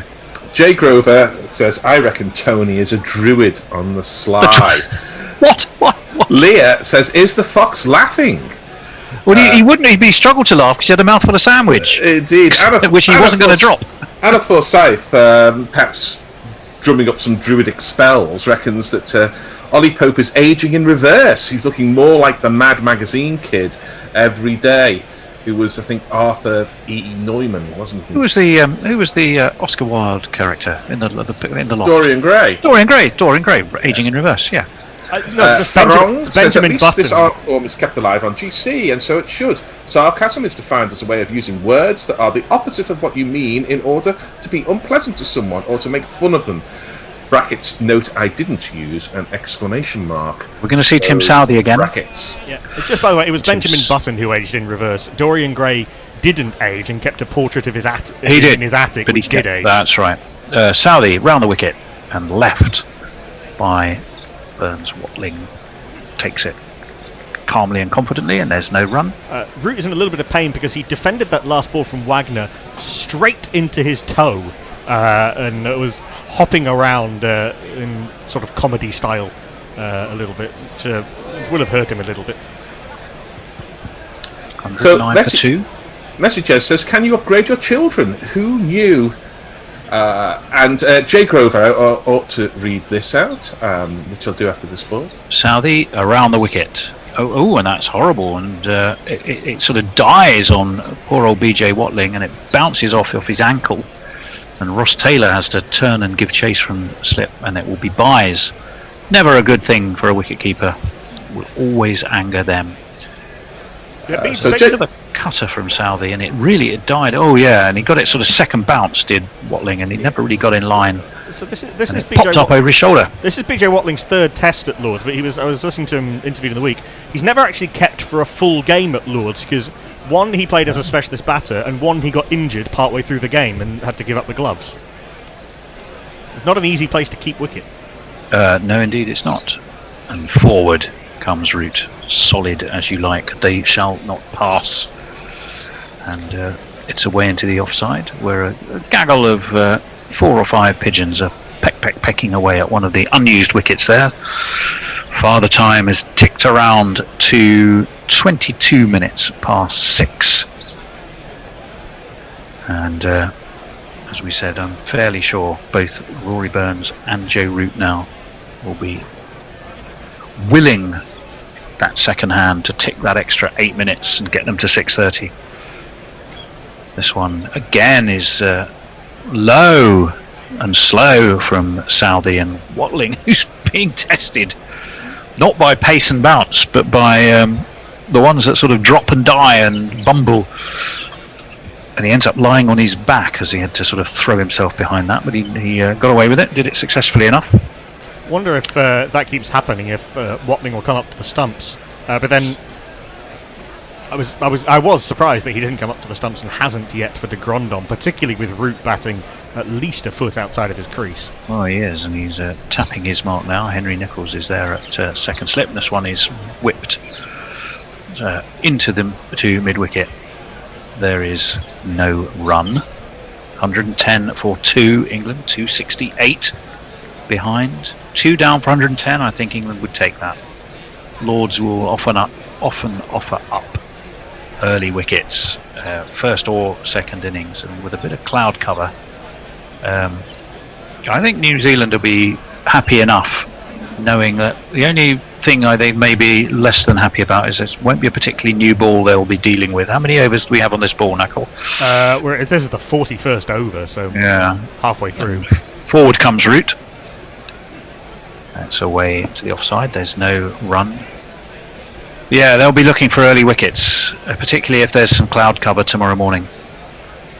Lords can perform all kinds of tricks, and England would have been far happier to have the day one weather that New Zealand enjoyed. They certainly did have the best of it. It was, one feels, a good toss to win.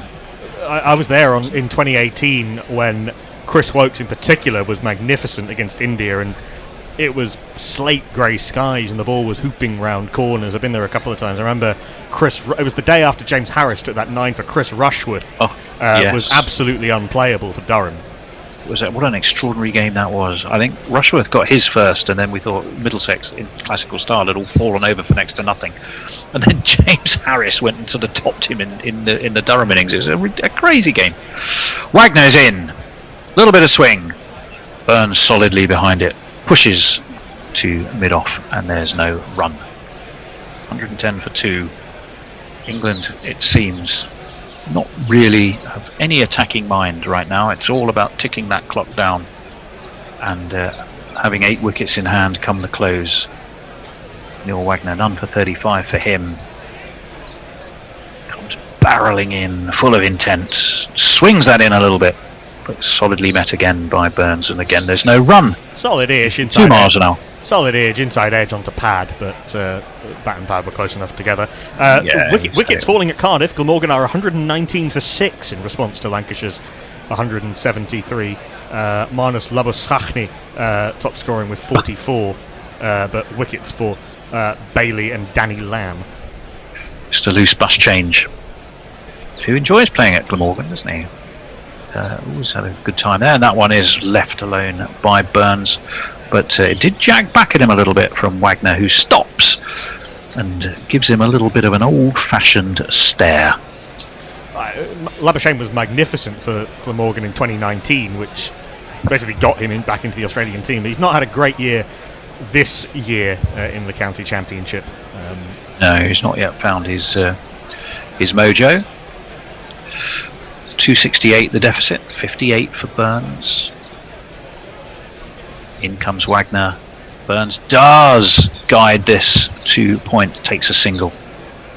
We'll bring Joe Root back on to strike for the last ball of this Wagner over. One more over after this before the close. I would think we are going to fall, or everyone has overshot the GPL, it seems, because there needs to be another 29 runs.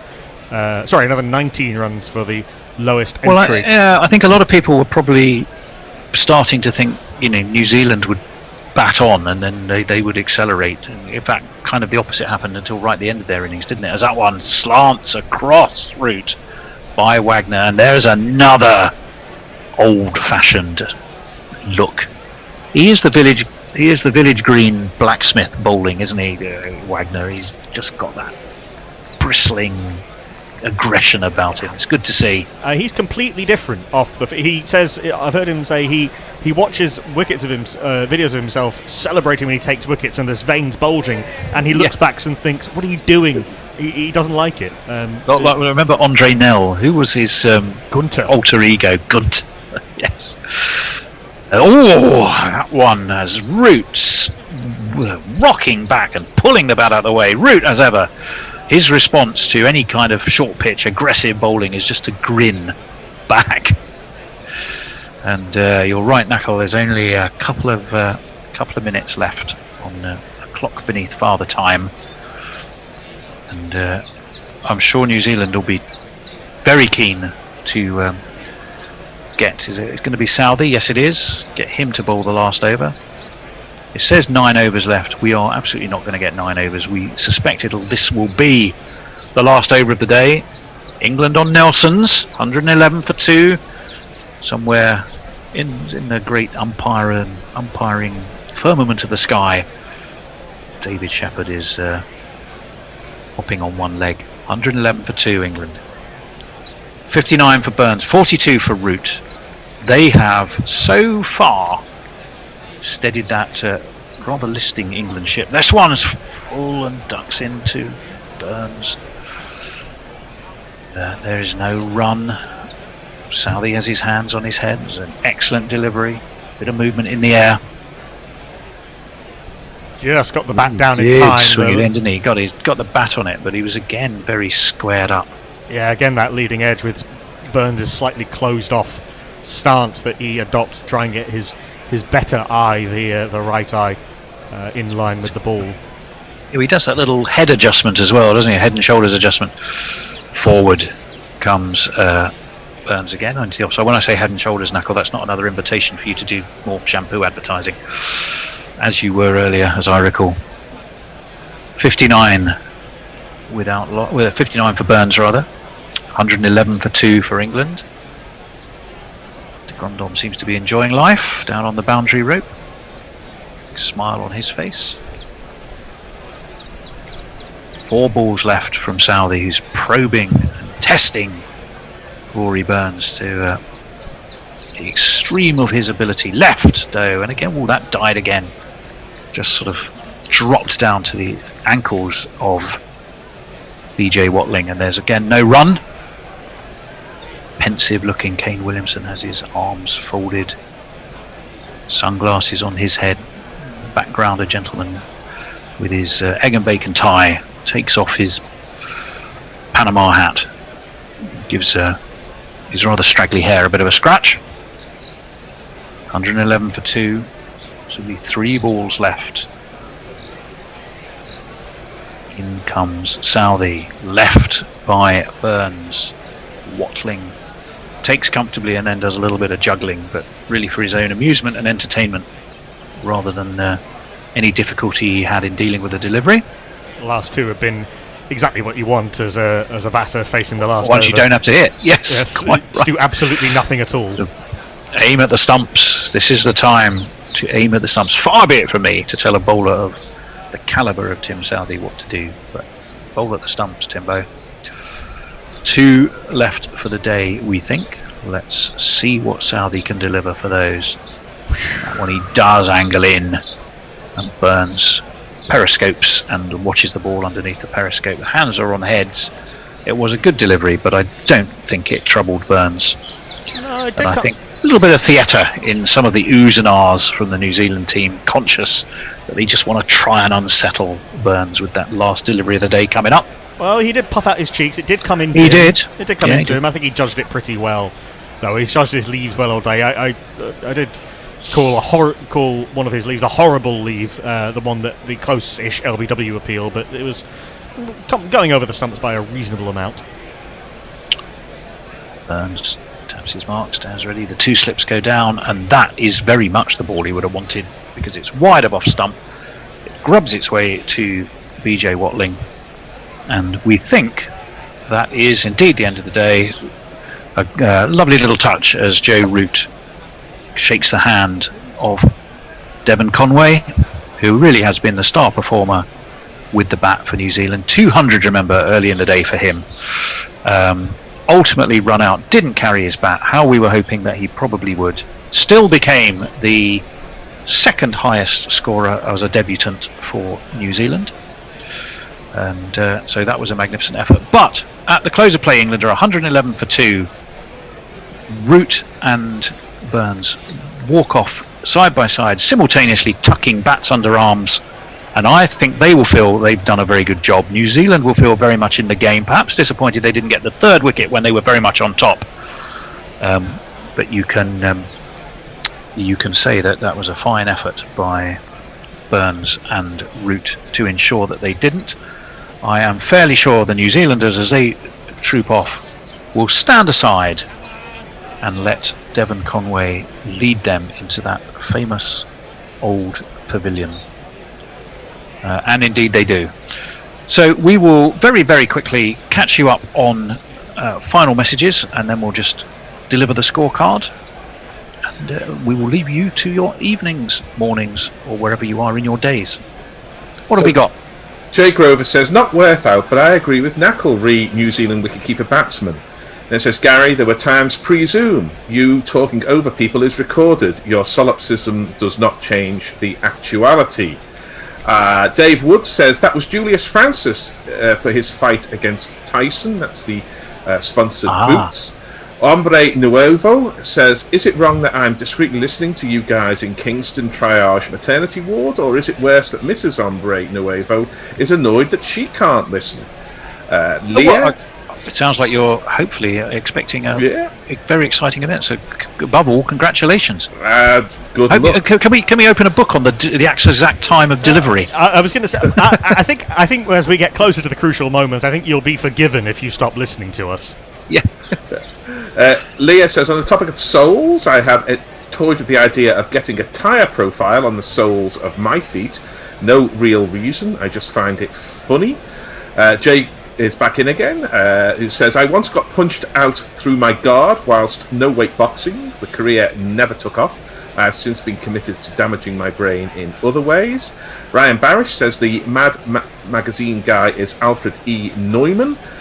Jay again says, one of my favourite Alan Moore gags is a paint-by-numbers picture of Dorian Gray at the back of the League of Extraordinary Gentlemen. Jay Grover says, I am registering a protest that no one read out my lame Wagnerian